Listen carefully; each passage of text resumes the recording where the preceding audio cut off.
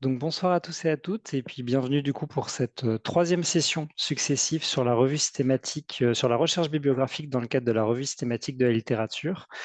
On va reprendre là où on s'est arrêté hier. Petit rappel de où on en était, de où on reprend.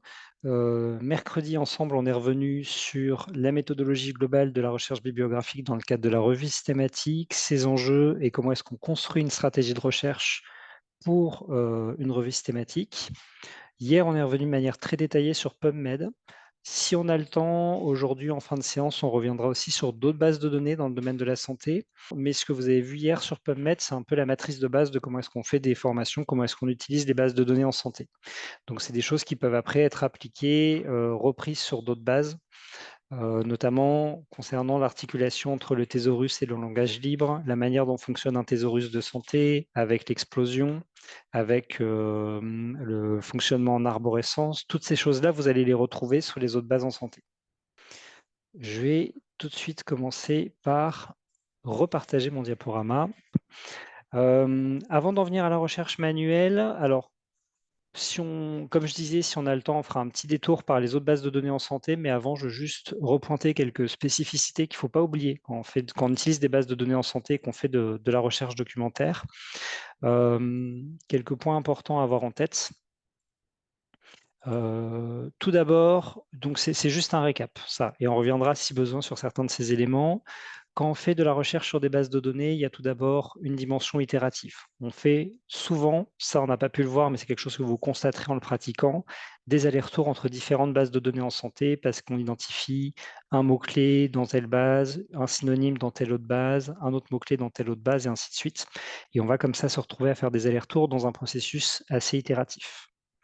On va systématiquement, pour toutes les bases de données qui le permettent, associer recherche sur le thésaurus, pour PubMed le mesh, et recherche en langage libre, dans les titres, les abstracts et les mots-clés proposés par les auteurs. De manière générale, sur toutes les bases de données, on va éviter d'utiliser des filtres, à part les filtres d'année de publication et les filtres de langue. À chaque fois qu'on va vouloir utiliser un filtre, cibler sur un type de population particulier, exclure un type de publication en particulier, 2 questions à se poser dans l'ordre. Première question, est-ce que ça vaut vraiment le coup de le faire? Est-ce que ça va vraiment me permettre de filtrer mes résultats de manière déterminante? Est-ce que je risque pas de perdre des articles intéressants sans faire exprès? Et deuxième question, si on veut absolument filtrer, on va plutôt rajouter un morceau à son équation de recherche, soit une catégorie de patients, soit un type de publication, etc. Autre règle, on va éviter d'exclure des éléments de notre équation de recherche. On va éviter d'utiliser le note pour exclure des parties, pour exclure des blocs de publication. Si on utilise le note, on va plutôt le restreindre à certains critères en particulier qui sont des critères qui vont porter sur la forme de l'article et pas sur son contenu. Sa langue, son année de publication, son type de publication, par exemple Note Case Report pour exclure les études de cas, si on veut s'intéresser uniquement aux revues et aux revues systématiques.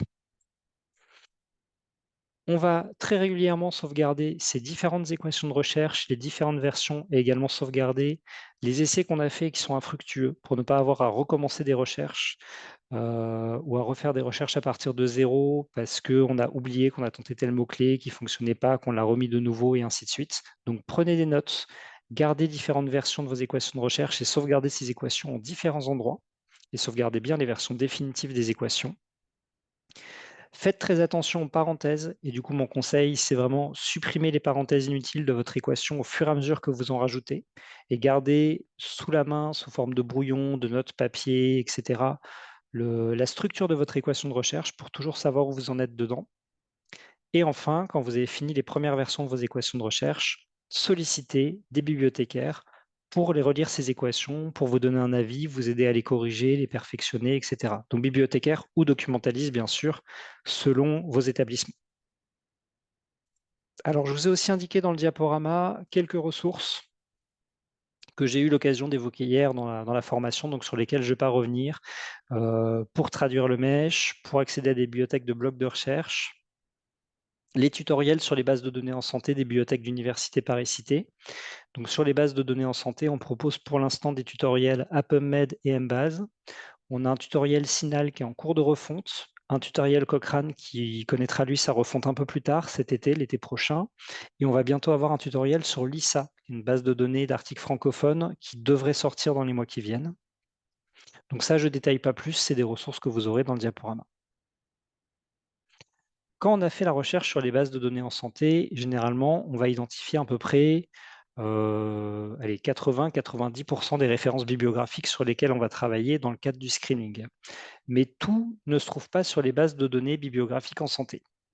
Et pour être sûr de faire des recherches vraiment exhaustives, on va avoir souvent recours à une autre méthodologie de recherche qui est la recherche manuelle. Donc ça va être le gros volet de cette formation.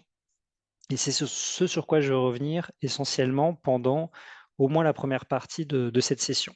On va prendre le temps de voir un peu comment se passe la recherche manuelle. Je vous montrerai quelques outils de recherche manuelle à cette occasion et je reviendrai un peu sur les bases de données en santé puisque je vous parlerai de la Cochrane et de ce que ça permet de trouver en particulier. Alors, de quoi on parle quand on parle de recherche manuelle? Donc, on parle des références bibliographiques qui ne se trouvent pas sur les bases de données en santé. Et ces références bibliographiques, ça peut recouper plein de choses. Tout d'abord, tout ce qui est données non publiées ou en attente de publication. Sur les bases de données bibliographiques en santé, par exemple sur PubMed, ce que vous avez essentiellement, ce sont des articles universitaires qui ont été publiés, donc qui sont passés par un processus de reviewing, de peer reviewing, par un processus éditorial qui prend du temps. Donc vous avez toujours plein d'articles universitaires qui sont en attente de publication. Parfois, vous pouvez les trouver sur les serveurs de préprint, parfois non. Et vous avez aussi beaucoup de données qui ne donnent pas lieu à des articles universitaires. Beaucoup d'essais cliniques qui ne sont pas publiés par la suite sous forme d'articles, mais qui peuvent quand même être intéressants pour vos recherches. Donc ça fait partie des premières choses qu'on ne va pas trouver sur les bases de données en santé, mais qui peuvent quand même être intéressantes pour vos sujets de recherche. Deuxième chose qu'on va trouver via la recherche manuelle, c'est tous les travaux de recherche qui sont en cours, qui sont présentés dans des congrès sur lesquels on peut trouver des protocoles de recherche, mais qui n'ont pas encore donné lieu à publication. Tout ce qui est travaux universitaires, les thèses d'exercice, les mémoires universitaires, les thèses de doctorat également, ça peut être des productions scientifiques intéressantes, mais ce n'est pas non plus des choses qu'on va trouver sur les bases de données en santé, sur les bases de données bibliographiques.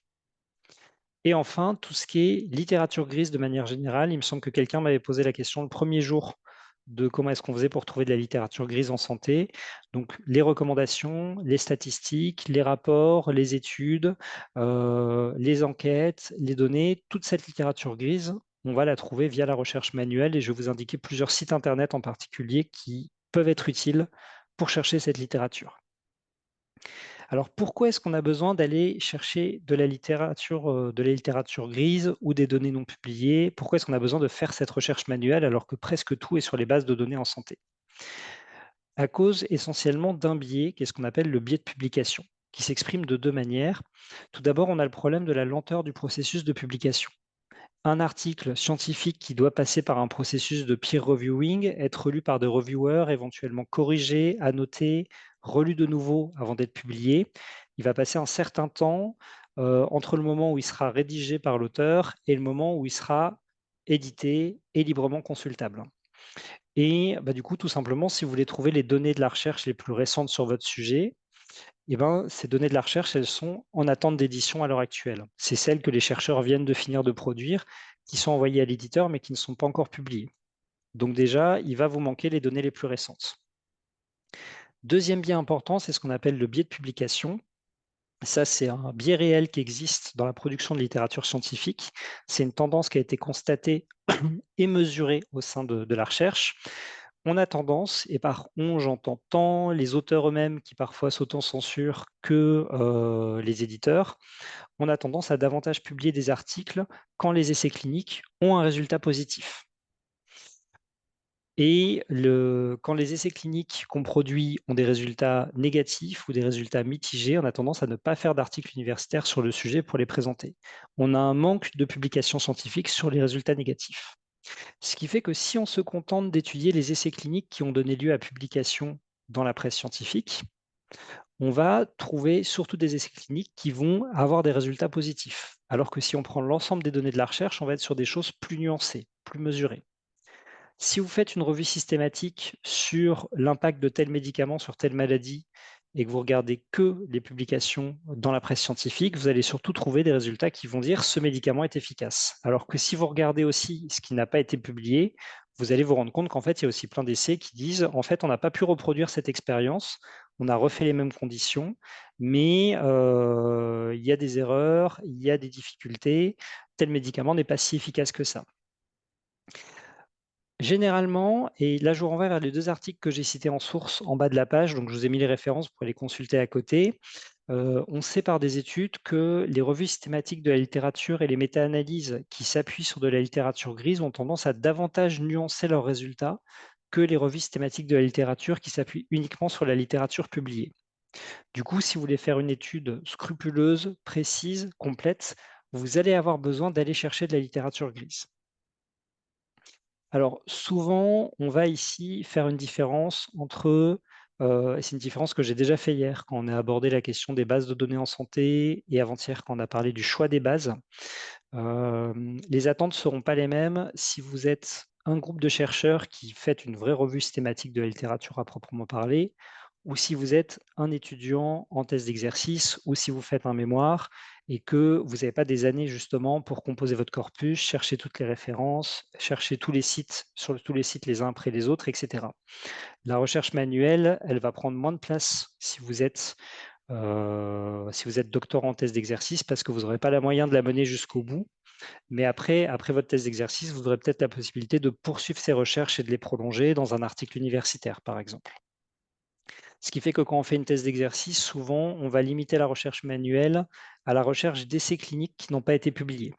C'est ce sur quoi je ferai un gros focus dans 2 ou 3 slides du diaporama. Donc je reviendrai à ce moment-là, je vais vous montrer des outils sur comment est-ce qu'on fait, excusez-moi, pour identifier des essais cliniques qui n'ont pas été publiés. Dernier biais, dernière raison pour lesquelles on fait de la recherche manuelle, eh ben, parce que tout simplement, tout n'est pas sur les bases de données en santé. Le très récent n'y est pas, comme je l'ai évoqué, à cause de la lenteur du processus de publication, mais le plus ancien n'y est pas non plus. Les bases de données en santé, elles se développent de plus en plus, elles captent de plus en plus de références bibliographiques, mais si pour votre revue ou votre méta-analyse, vous avez besoin d'aller chercher des données qui ont plus de 10 ou 15 ans, vous avez beaucoup de choses qui vont manquer sur les bases de données en santé, et là, il faut aller chercher sur d'autres sources.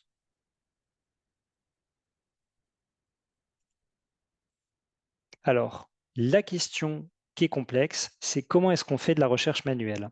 Et c'est là que c'est compliqué parce qu'il y a 10 000 manières possibles de faire de la recherche manuelle, justement. Et c'est la combinaison de ces différentes méthodes qui va vraiment permettre d'être efficace quand justement on va opérer, quand on va procéder à cette recherche manuelle. Il y a une multiplicité de sources possibles, une multiplicité de techniques possibles. Il y a tout d'abord des bases de données qui ne sont pas des bases de données bibliographiques, donc qui vont proposer des options de recherche moins développées, mais qui vont être des bases de données en littérature grise, qui vont permettre d'identifier des études, des rapports, de trouver des statistiques, des recommandations, des protocoles de recherche, etc. On a d'autres sites spécialisés aussi qui vont être des répertoires d'essais cliniques et des répertoires de protocoles de recherche. Ici encore, qui vont proposer moins d'options de recherche que les bases de données bibliographiques traditionnelles, mais qui vont quand même, pour ces 2 principaux exemples, répertoire d'essais cliniques et base de données en littérature grise, fonctionner un peu comme ce qu'on a vu avant. Il n'y aura pas de thésaurus, mais on va pouvoir construire des équations de recherche reproductibles sur des bases de données qui sont prévues pour ça. On le verra juste après parce qu'on va parler du cas de la Cochrane qui est un peu particulier, qui est une base de données bibliographique, mais qui sert aussi de répertoire d'essais cliniques. Et on verra d'autres sites internet, d'autres bases de données de littérature grise où on peut construire des équations de recherche reproductibles. Après, on arrive dans une zone un peu plus grise, un peu plus complexe, où là, il faut un peu ruser et un peu parfois inventer des techniques de recherche. Tout ce qui est site spécialisé, sites d'associations de chercheurs, d'associations de praticiens, d'associations de patients également dans certains domaines, sites de sociétés savantes, programmes de congrès, revues spécialisées, mais qui ne sont pas référencées par les bases de données en santé. Pour toutes ces choses-là, on n'a pas forcément d'outils de recherche qui permettent de naviguer sur ces interfaces. Si vous voulez, par exemple, faire des recherches sur le site d'une association de praticiens, chaque site internet a son propre moteur de recherche, mais si vous en avez déjà utilisé, il y a beaucoup de sites internet sur lesquels les moteurs de recherche sont de très mauvaise qualité et dans tous les cas ne permettent jamais de construire des équations de recherche reproductibles. Et du coup, c'est difficile de trouver des choses sur ces sites internet, c'est difficile d'y faire des recherches exhaustives et c'est difficile de renseigner sa recherche. Vous pouvez aussi avoir des revues de référence dans votre domaine qui ne sont pas sur les bases de données en santé. Et dans ce cas, la recherche manuelle, parfois, c'est du dépouillement manuel de revues. Vous allez dépouiller le sommaire d'une revue de référence sur ces 5 ou 10 dernières années. Vous allez dépouiller les programmes de congrès pour voir si dedans, vous avez des chercheurs ou des experts qui ont parlé de votre sujet de recherche et qui ont éventuellement publié des choses dessus. On va souvent être sur des recherches en 2 étapes.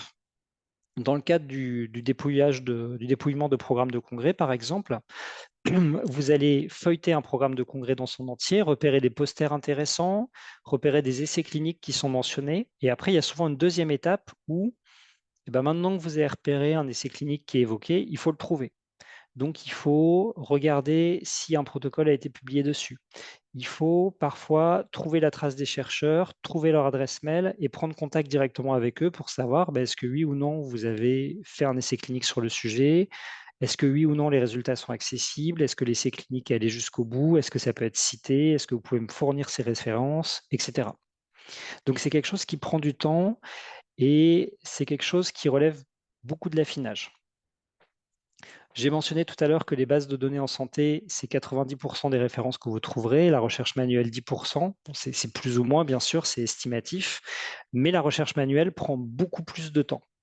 Et elle n'en est pas moins indispensable parce que c'est là que vous allez trouver des choses qui peuvent être déterminantes, qui sont par exemple les données les plus récentes. Et ça, vous ne pouvez pas passer à côté de ces données si vous faites une revue systématique. Mais c'est un temps qu'il ne faut pas négliger parce que c'est souvent quelque chose qui arrive à la fin de la revue systématique, après avoir fait toute la recherche sur les bases de données. Et si on n'a pas anticipé ce temps de travail, c'est compliqué justement de faire une recherche manuelle qui soit suffisamment exhaustive et de suffisamment bonne qualité. Alors, une règle qui perdure, et je le rappelle ici encore, à chaque fois, on conserve et on décrit la stratégie de recherche qu'on a adoptée pour qu'elle soit reproductible, si on parle d'outils où la recherche est reproductible, ou pour qu'à minima, elle puisse être évaluée et qu'on puisse évaluer sa qualité, son exhaustivité et sa rigueur scientifique. Alors, il y a des outils sur lesquels c'est facile. Les répertoires d'essais cliniques et de protocoles, les bases de données en littérature grise permettent pour la plupart de construire des équations de recherche et dans certains cas des équations de recherche reproductibles. Dans ce cas, c'est simple. Ça fonctionne comme ce qu'on a vu sur PubMed et comme ce que vous verrez quand vous utiliserez Embase ou d'autres bases de données en santé. Vous faites des équations de recherche, vous indiquez dans votre document à la fin quel jour vous avez fait la recherche, quelle équation de recherche, quel mode d'interrogation, quel filtre éventuellement, combien de résultats vous avez obtenus tel jour, etc. Tout ce qu'on a vu hier et avant-hier. Et après, ça peut être plus compliqué à faire pour le dépouillement manuel de revues, de programmes de congrès, la recherche sur les sites spécialisés. Donc, dans ce cas, ce que vous décrivez, c'est tout simplement comment vous avez fait. J'ai dépouillé tous les numéros de telle revue de telle période à telle période. J'ai dépouillé tous les programmes de ce congrès de telle période à telle période et j'ai identifié 5 références intéressantes dedans pour lesquelles j'ai pris contact avec les chercheurs. On est sur une description qui est davantage narrative de ce que vous avez fait, mais qui est quand même à ne pas négliger. Et après, dans votre flowchart, c'est quelque chose que vous indiquerez. Généralement, vous indiquerez dans une première case combien de références vous avez eues sur chaque base de données en santé. Dans une deuxième case, combien de références vous avez obtenues via la recherche manuelle. Et en dessous, en fusionnant les deux boîtes, combien de références il vous reste après le dédoublonnage. Ça, on en parlera en fin de formation aujourd'hui quand j'aborderai la question du dédoublonnage. Je vous indique un outil que j'ai mis en lien, qui est un outil gratuit proposé par le CADTH. Alors, j'ai oublié de noter ce qu'était l'abréviation, mais c'est une institution canadienne qui s'occupe de tout ce qui est suivi de production scientifique dans le domaine de la santé et de revues systématiques. C'est un outil qui est très simple, qui s'appelle Greymatters. Greymatters, c'est un outil simple qui se présente sous la forme d'une checklist avec une liste de sites. Alors, c'est très orienté recherche de littérature grise, d'où son nom d'ailleurs. Et vous avez une liste de sites de littérature grise, de sites institutionnels de différents pays. Alors, c'est un outil canadien, donc la majorité des sources qui sont mentionnées dedans sont des sources canadiennes et américaines. états-unienne, mais vous pouvez tout à fait en rajouter et ça vous indique les principales sources de littérature grise pour les principaux pays européens ou pour les principales zones géographiques qui existent. Et bah, ça se présente tout simplement avec une liste d'outils que vous avez. Vous pouvez en rajouter dedans et vous avez des cases prévues pour indiquer votre stratégie de recherche, comment vous avez fait et à chaque fois le nombre de résultats que vous avez obtenus. Donc voilà, ça vous facilite un peu le travail de prise de notes sur la construction au fur et à mesure de votre recherche manuelle. Et ça vous évite ici encore de refaire des recherches que vous avez déjà faites, de repérer comment ça fonctionne et tout. Alors c'est en accès libre et c'est tout simplement, c'est un fichier Word en fait, tout simplement avec un tableur dedans. Mais du coup, c'est une liste déjà prête d'outils et ça vous propose un mode d'organisation, de fonctionnement pour justement chercher vos références. Le lien sera dans le support qui vous sera fourni après. Alors, question qui est posée dans le chat, est-ce qu'il y a une façon plus pratique de faire la recherche manuelle? Non, pas vraiment. Enfin, je vais être franc, c'est quelque chose qui est long et qui est complexe. Après, là, je vais vous présenter toute une liste d'outils et après, je vais vous présenter quelques astuces qui vous permettent, par contre, de planifier le travail de recherche manuelle. Parce que là, je vous présente beaucoup de techniques différentes, mais selon votre sujet de recherche, vous n'aurez pas forcément besoin d'aller aussi loin. Et il y a en plus des choses qui peuvent être mutualisées via des activités de veille avec d'autres médecins, avec d'autres chercheurs, etc. Donc là, je vous présente toutes ces techniques, mais il y a quand même des outils qui permettent de se simplifier les choses. Alors, on va se lancer type de publication par type de publication et on va commencer par la recherche d'essais cliniques. Alors, la recherche d'essais cliniques, quand on parle de recherche d'essais cliniques, on parle de tout type d'essais cliniques. Essais cliniques terminés, dont les résultats sont publiés ou non, essais cliniques en cours, essais cliniques abandonnés, etc. Et là, il y a une base de données dont j'ai pas parlé, enfin que j'ai évoqué rapidement plus tôt, mais que je ne vous ai pas montré, que j'ai gardé exprès pour cette séance, qui est extrêmement importante, c'est la Cochrane Library. Donc, le site de la Cochrane Library. La Cochrane Library, c'est une base d'accès payant, mais normalement, toutes vos universités y ont accès sans problème. Pour Université Paris-Cité, c'est le cas, puisque moi, je suis dans les murs d'Université Paris-Cité. C'est une base qui est indispensable pour de la revue systématique de la littérature. Vous avez essentiellement, alors c'est le site de la Fondation Cochrane qui a une base de données qui s'appelle la Cochrane Library. Et sur la Cochrane Library, vous avez essentiellement deux choses. Vous avez des revues systématiques Cochrane que je vous déconseille de chercher via ce moteur de recherche. Pour une raison très simple, c'est que le moteur de recherche est laborieux, très laborieux à prendre en main et assez long d'utilisation. Par contre, il y a un deuxième moteur de recherche dessus qu'on appelle Cochrane Central, qui est un moteur de recherche d'essais cliniques. Et Cochrane Central, c'est d'une très très grande qualité et c'est un outil indispensable pour le coup pour la revue systématique de la littérature. Cochrane Central, en fait, c'est une base de données qui est alimentée par la Cochrane, qui va chercher les essais cliniques qui existent et qui se trouvent sur PubMed, sur Embase, sur CINAHL, sur clinicaltrials.gov, qui est la base d'essais cliniques de l'OMS, sur l'ICTRP, qui est la base clinique de... Non, par contre, Clinical Trials, la base clinique de la National Library of Medicine, sur l'ICTRP, qui est celle-ci, la base clinique de l'OMS, et après, ça va chercher sur une ou deux autres bases d'essais cliniques, une base coréenne et une base allemande. Donc, ça va vraiment chercher des sources absolument partout. Donc déjà, ça vous permet de trouver plein d'essais cliniques de manière rapide. Ensuite, ça vous permet, si vous n'avez pas accès à Embase ou CINAHL, de quand même trouver les essais cliniques qui viennent d'Embase et de CINAHL. Donc, ça vous permet de faire une partie des recherches, même si vous n'avez pas accès à ces deux bases de données, qui sont des bases de données payantes, accessibles sur abonnement. Dernière chose qui se trouve sur Cochrane Central, je ne sais pas si certains d'entre vous connaissent le fonctionnement de la Cochrane, mais vous avez différents groupes thématiques qui sont spécialisés dans un domaine, qui vont accompagner les recherches dans ce domaine et faire de la veille dans ce domaine.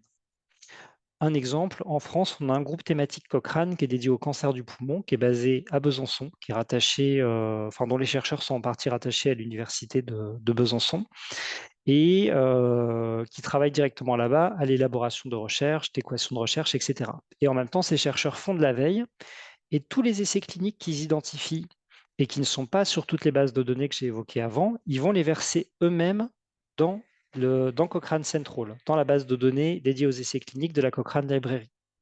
Ce qui fait qu'en fait, vous avez avec la Cochrane Library une énorme base de données qui couvre presque tous vos besoins en matière de recherche d'essais cliniques.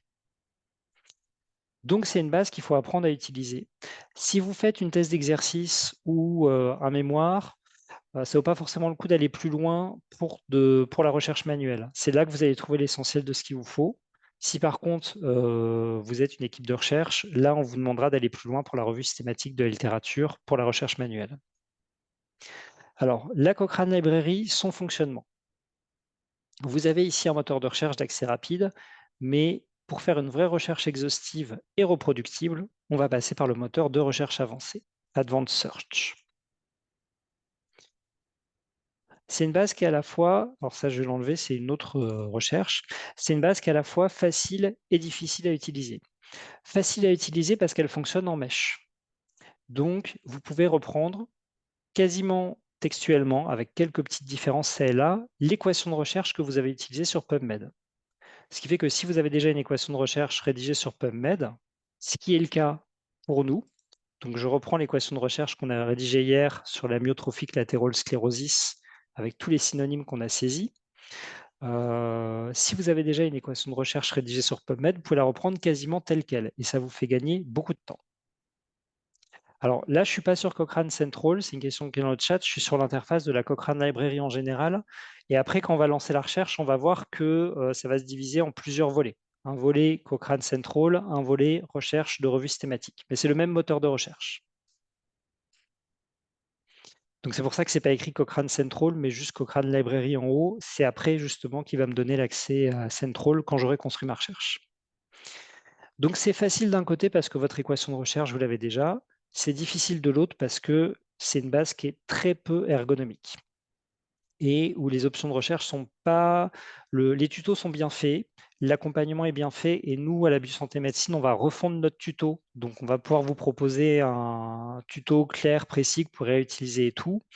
Mais on se retrouve quand même sur une base qui est globalement difficile à prendre en main à cause de son interface et on va le voir tout de suite.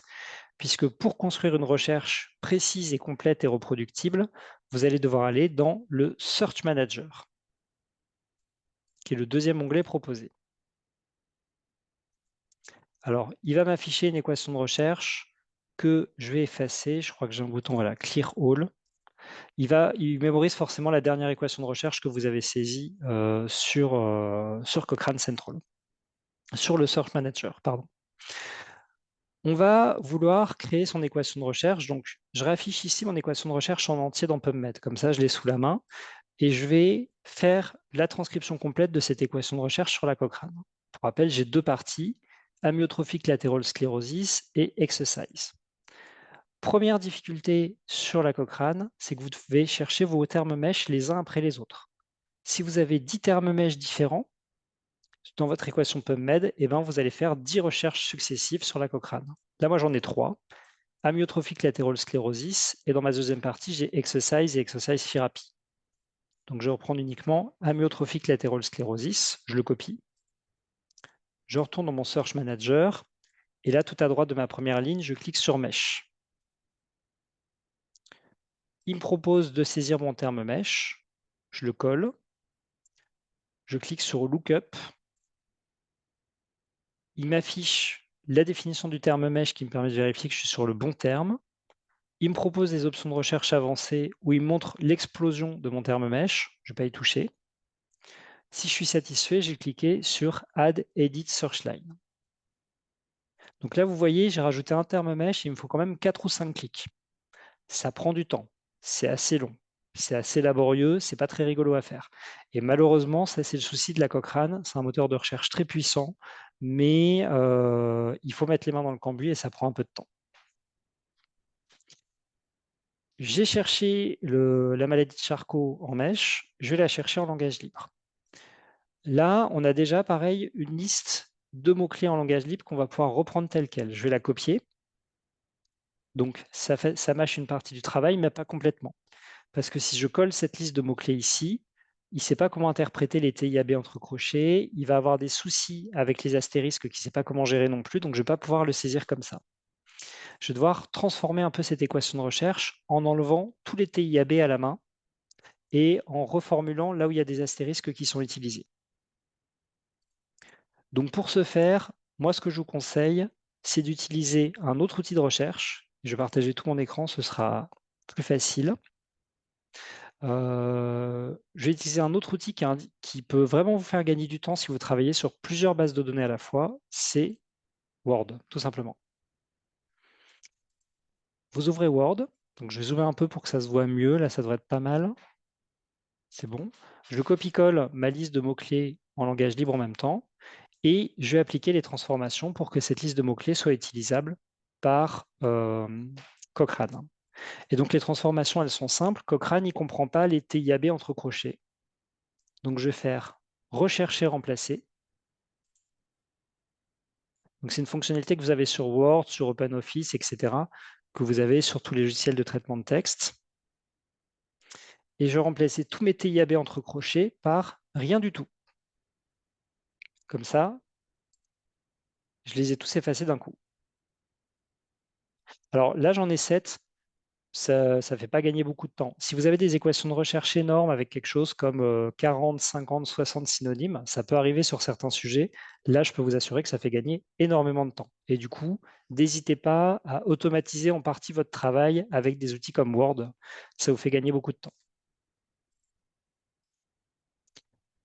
Autre petite subtilité, sur la Cochrane, vous ne pouvez pas chercher des astérisques dans des expressions entre guillemets, alors que vous pouvez le faire sur PubMed. Donc là, il faut ruser un peu aussi. Si vous essayez de le faire, il vous mettra un message d'erreur en vous disant comment faire. Donc là, je vous montre comment faire, mais si vous oubliez, eh ben vous saisissez juste un mot-clé avec une astérisque dans des guillemets sur la Cochrane et il vous dira de lui-même comment corriger les choses.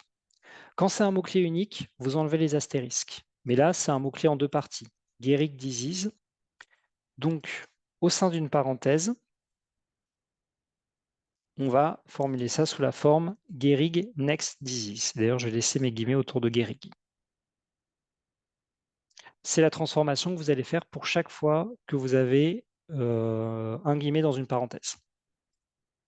Alors, je passe assez vite dessus parce que c'est quelque chose que vous pouvez retrouver très vite via justement la Cochrane. Si vous maintenez ça sans faire exprès, il va vous mettre un message d'erreur très directement en disant ça, vous ne pouvez pas le faire et ça se corrige de telle sorte. Il vous dit précisément comment corriger cette faute si vous la faites.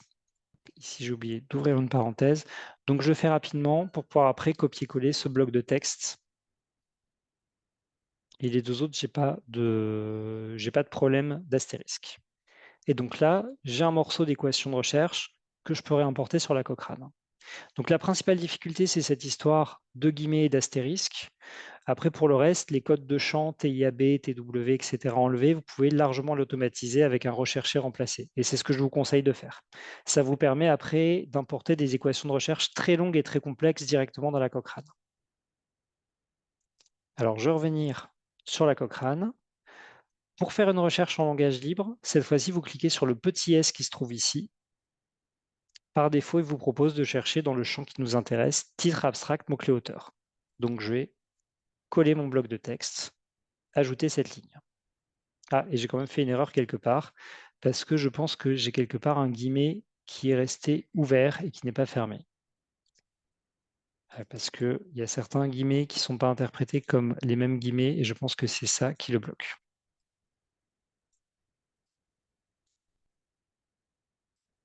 Ça nécessite toujours un peu parfois de refaire des essais, de l'ouvrir un peu, parce qu'il est assez sensible sur la syntaxe. On va le retester, voir si ça marche. Je vais aussi enlever cette majuscule au cas où.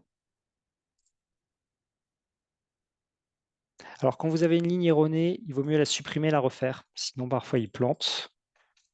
Est-ce que ça va être bon? Là, cette fois-ci, c'est bon, en effet. Je n'avais pas utilisé les mêmes guillemets tout du long. Donc, j'ai remis les mêmes guillemets tout du long. Et du coup, cette fois-ci, j'ai ma ligne de recherche qui est correcte. On a cherché la maladie de Charcot en mèche et en langage libre.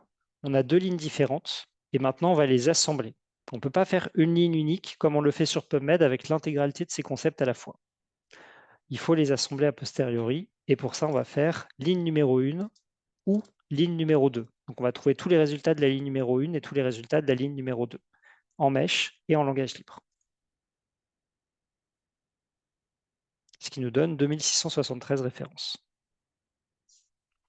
Voilà, c'est une ergonomie qui est à comprendre et qui est à maîtriser. c'est la partie vraiment la plus difficile de la Cochrane.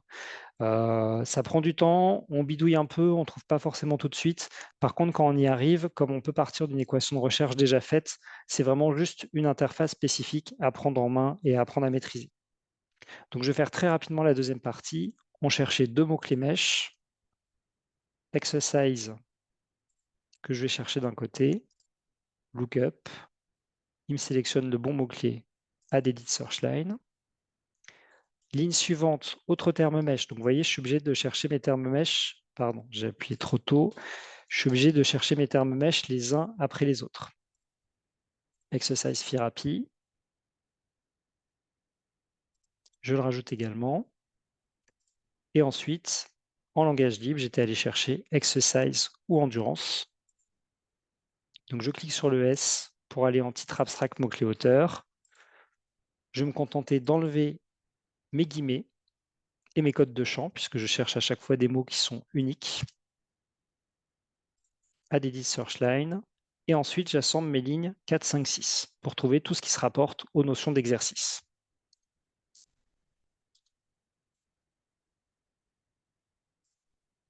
Si vous avez beaucoup de lignes de recherche et que vous êtes perdu, là, j'en ai pas trop pour l'instant, ça va, mais vous, ça peut être le cas. Vous pouvez afficher en rouge les lignes qui ne sont citées par aucune autre ligne de recherche. Comme ça, vous êtes sûr de rien oublier. Là, j'ai mes deux concepts, maladie de Charcot et exercice. Donc, je peux assembler mes lignes 3 et 7 en faisant numéro 3 et numéro 7. Et du coup, sur la Cochrane, sur mon sujet de recherche, j'ai 172 références. C'est normal que vous ayez beaucoup moins de choses que sur PubMed. Vous pouvez appliquer des filtres de date essentiellement. Il n'y a pas beaucoup d'affinage possible. Vous pouvez chercher par un mois ou par année de publication. Ça ne sert à rien d'appliquer des filtres par type de publication, puisque par essence, sur la Cochrane, vous aurez soit des essais cliniques, soit des protocoles, soit des revues thématiques. Pas besoin d'exclure les études de cas, puisque vous n'en aurez pas par essence.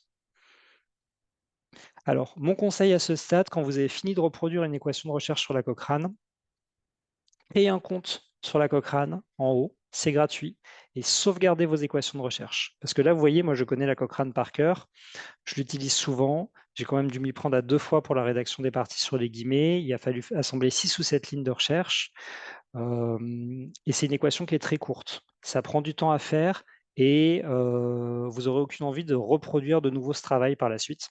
C'est très long d'écrire des équations de recherche dans la Cochrane, donc sauvegardez vos équations pour les relancer par la suite. Et quand vous sauvegardez une équation, vous pouvez aussi générer des liens de partage qu'après vous pouvez envoyer à d'autres personnes pour que eux fassent apparaître automatiquement l'équation de recherche en entier chez eux. Donc ça fait gagner du temps à tout le monde. Si vous travaillez en équipe, comme ça, il y a une seule personne qui fait la transcription sur la Cochrane et tous les autres en bénéficient après. Donc je vais afficher mes 172 références et là je rentrer un peu dans le détail de ce qu'on a sur la Cochrane. Alors, il est toujours, c'est pas le site le plus rapide, c'est moins rapide que PubMed et tout, mais ça marche assez bien. Vous voyez qu'ici, j'ai plusieurs onglets. Et ça, c'est quelque chose d'important à avoir en tête, il ne faut pas le rater. J'ai en fait là-dedans 7 revues systématiques de la Cochrane et 165 essais cliniques. Pour récupérer ces références, vous le faites à chaque fois par bloc. Si je clique sur... pardon, je vais fermer ça. Si je clique sur récupérer toutes ces références, je récupère que les revues systématiques. Si je veux récupérer les essais cliniques, il faut que j'aille dans l'onglet essais cliniques.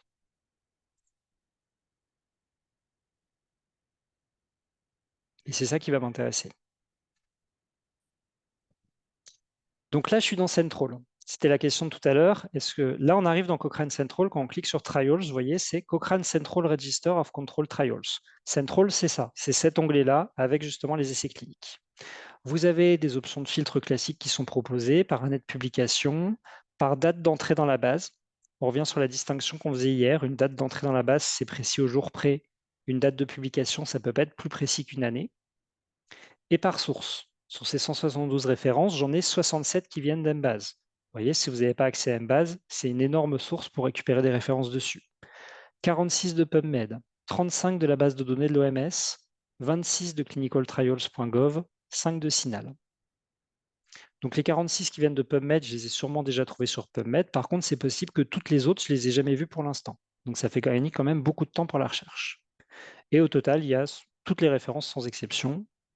C'est ça, sont en anglais. Alors, comment ça se présente après? Déjà, vous pouvez récupérer toutes vos références bibliographiques, ça fonctionne très classiquement. Sélectionnez tout, exportez format RIS. Il y a des ordinateurs parfois où ça ne marche pas.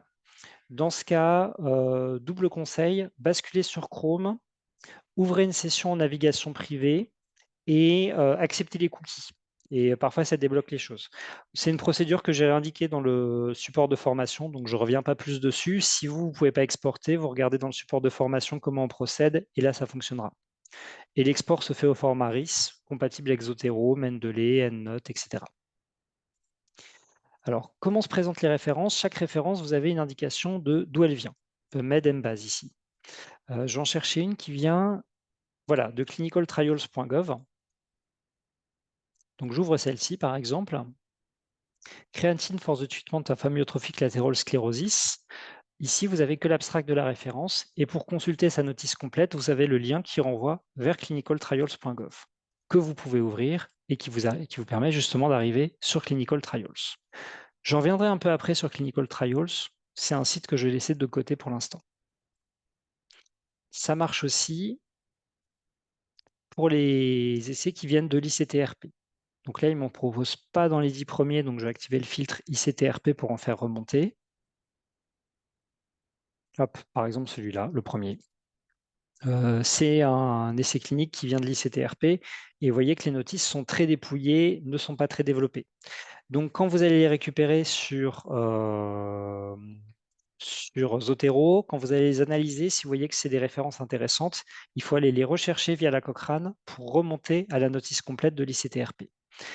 Et c'est là que c'est important de savoir que sur la Cochrane, on a tout type d'essais cliniques. On a des essais cliniques terminés dont les résultats sont postés, des essais cliniques terminés dont les résultats ne sont pas postés, des essais cliniques en cours, des essais cliniques abandonnés, etc. Et ça, vous ne pouvez pas le savoir a priori. Vous pouvez le savoir seulement en allant justement à la source. Ici, cet essai clinique, The Effect of Exercise Therapy on Functioning in Patients with Early Stage Amyotrophic Lateral Sclerosis. Alors déjà, il met du temps à s'ouvrir, donc j'espère que je pourrai vous montrer un exemple sur le site de l'ICTRP. Je vais revenir ici, au site de la Cochrane. Je vais plutôt aller vous chercher un essai clinique, du coup, sur clinicaltrials.gov. Donc, je désactive mon filtre avec la croix. Alors, oui, en réponse à ce qui est évoqué dans le chat, la recherche manuelle, c'est quand même un cran de complexité au-delà de la recherche sur les bases de données en santé. C'est pour ça que ce n'est pas forcément quelque chose qu'on fait quand on fait une revue systématique, quand on fait une thèse d'exercice, quand on fait un mémoire, etc. C'est important de savoir où trouver ces choses-là et c'est important de savoir surtout, c'est ce qui va être, je pense, assez visible bientôt, le genre de choses qu'on peut trouver dessus. Donc là, le site de l'ICTRP n'a l'air de ne pas vouloir fonctionner aujourd'hui. Je vais passer par clinicaltrials.gov pour vous montrer un autre exemple. Ou sinon, ce qu'on va faire, je vais couper mon partage d'écran puisque Estelle a accès au site de l'ICTRP. Je vais te laisser partager ton écran, Estelle, et je vais commenter en même temps.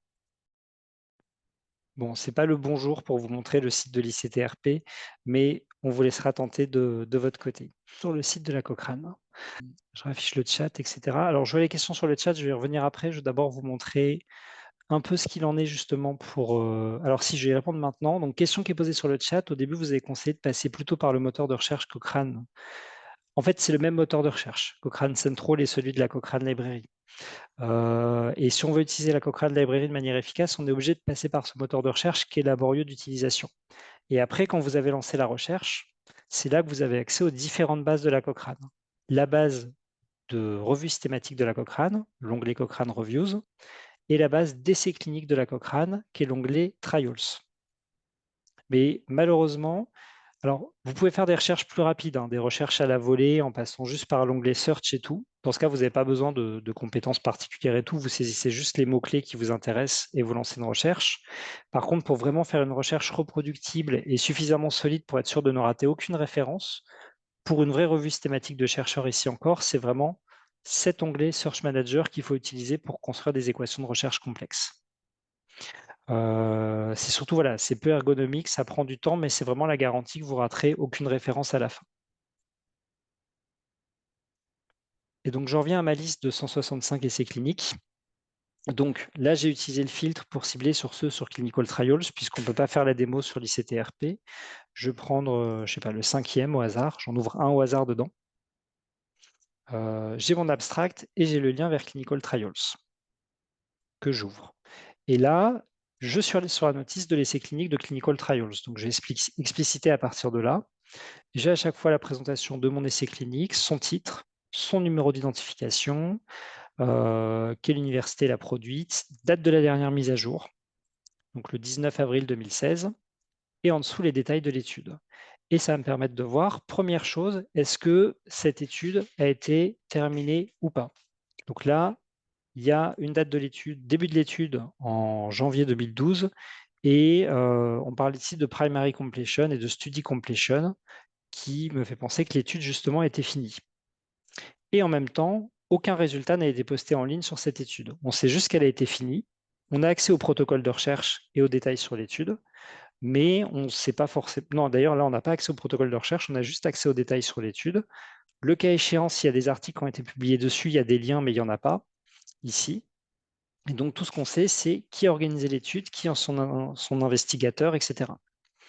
Et on a ici quelques éléments sur comment l'étude a été designée et qu'est-ce qu'elle essaie de mesurer, mais on n'a pas non plus le protocole complet. Et ça, c'est le cas de figure que vous allez le trouver le plus souvent sur la Cochrane. C'est-à-dire que vous allez arriver sur cette notice. Un cas de figure qu'on a souvent, c'est voilà, des chercheurs ou des étudiants qui arrivent sur ces notices, qui ont cet abstract et qui me disent j'ai besoin d'accéder à l'article complet. En fait, derrière, il n'y a pas d'article complet. C'est uniquement une notice qui référence l'existence d'une étude. Et si après cette étude vous intéresse, première chose à faire, regardez si elle est finie ou pas. Donc celle-ci, elle est terminée. Deuxième chose à faire, essayer de prendre contact avec les chercheurs qui ont travaillé dessus pour justement voir si les données de cette étude sont exploitables, sont utilisables, peuvent être consultées, puisque là, ils n'ont pas été publiés en ligne, ce qui est le cas dans la majorité des situations. Donc là, c'est du travail de détective. Vous allez regarder quelles sont les institutions qui ont mis en place l'étude. Vous allez regarder qui est l'investigateur principal. Les études les plus récentes, vous avez systématiquement une adresse mail, mais celle-là, elle a été lancée en 2012, je n'ai pas son adresse mail. Donc, je vais essayer de voir si je peux la trouver en ligne. Sinon, si je peux m'adresser à l'association qui a collaboré ou à l'université pour voir si on peut retrouver la trace de cet essai clinique. Parfois, c'est fructueux, parfois, c'est infructueux. Parfois, ça va passer par d'autres biais. On est tombé il y a 2 ans sur une étude espagnole, un essai clinique espagnol, et en cherchant le nom de l'autrice, on a découvert qu'elle avait publié 2 articles scientifiques sur les résultats de son essai clinique, sauf que ces articles scientifiques n'étaient référencés par aucune des bases de données qu'on avait étudiées, parce que articles scientifiques publiés en espagnol dans des revues espagnoles, alors que les bases de données bibliographiques sont ici encore très anglo-saxonnes dans leur périmètre. Donc là, on est vraiment sur du travail de fourmi, ce qui fait que dans l'ordre, vous allez d'abord récupérer toutes ces références d'essais cliniques, ensuite faire le screening, regarder si c'est des essais qui sont cohérents pour votre recherche, et enfin, dans un dernier temps, là, vous allez regarder, OK, cet essai, il m'intéresse, donc je vais essayer de trouver les résultats complets de l'essai clinique, de contacter les chercheurs, etc. Parce que c'est quelque chose qui prend du temps et qui se fait du coup tout à la fin. Alors, vous n'aurez pas besoin, généralement, d'utiliser Clinical Trials parce que toutes les références qui sont sur clinicaltrials.gov sont déjà sur le site de la Cochrane. Après, je fais toujours un petit détour par Clinical Trials parce que l'interface est très lisible et du coup, c'est très parlant quand je vous dis qu'il y a des choses très différentes en termes d'essais cliniques. Prenons l'exemple d'un essai clinique. Alors ça, c'est les sujets qu'il me propose de lui-même sur une crise cardiaque. Il n'y a pas de moteur de recherche très complexe. Ici, vous cherchez juste les termes qui vous intéressent. Voilà, il vous indique à chaque fois, là, ce premier essai clinique, il est de statut inconnu. Il a été annoncé, c'est un essai clinique français d'ailleurs, il a été annoncé, il y a un protocole de recherche qui a été publié, mais la NLM qui entretient cette base ne sait pas où en est cet essai clinique. Ceux-là, ils sont terminés, mais il n'y a pas de résultat en ligne, sinon ce serait indiqué. Celui-là, il est terminé et celui-là, on peut trouver les résultats en ligne. Et dans ce cas, vous allez dessus, vous avez un onglet Results Posted, où vous avez généralement les données brutes de l'essai clinique qui sont présentées. Donc là, vous pouvez les récupérer, les comparer, les utiliser. On rentre dans un domaine où nous, en tant que bibliothécaire, on ne peut pas vous accompagner, où il faut aller contacter les services de la recherche si vous avez besoin d'aide, ou des statisticiens si vous avez besoin d'aide dans l'analyse de ces données, la manipulation de ces données, etc. Mais c'est assez rare que les résultats soient publiés en ligne et vraiment la plupart du temps, on va avoir besoin de contacter directement les chercheurs. Et vous avez aussi beaucoup d'essais cliniques que vous identifierez. Donc, c'est là que j'aurais bien aimé vous montrer la base de l'ICTRP parce que je sais que c'est le cas sur beaucoup d'essais cliniques de l'ICTRP. Je feuillette les résultats pour pouvoir vous montrer. Voilà, vous avez des essais cliniques qui sont en cours. Celui-là, il est en cours de recrutement. Donc, ça va aussi vous permettre d'identifier des recherches qui ne sont pas finies. Et ça, c'est des recherches que vous allez noter de côté. On est le 1er décembre 2012. Vous faites votre recherche justement sur les essais cliniques. Vous repérez qu'il y a un essai clinique en cours sur le sujet.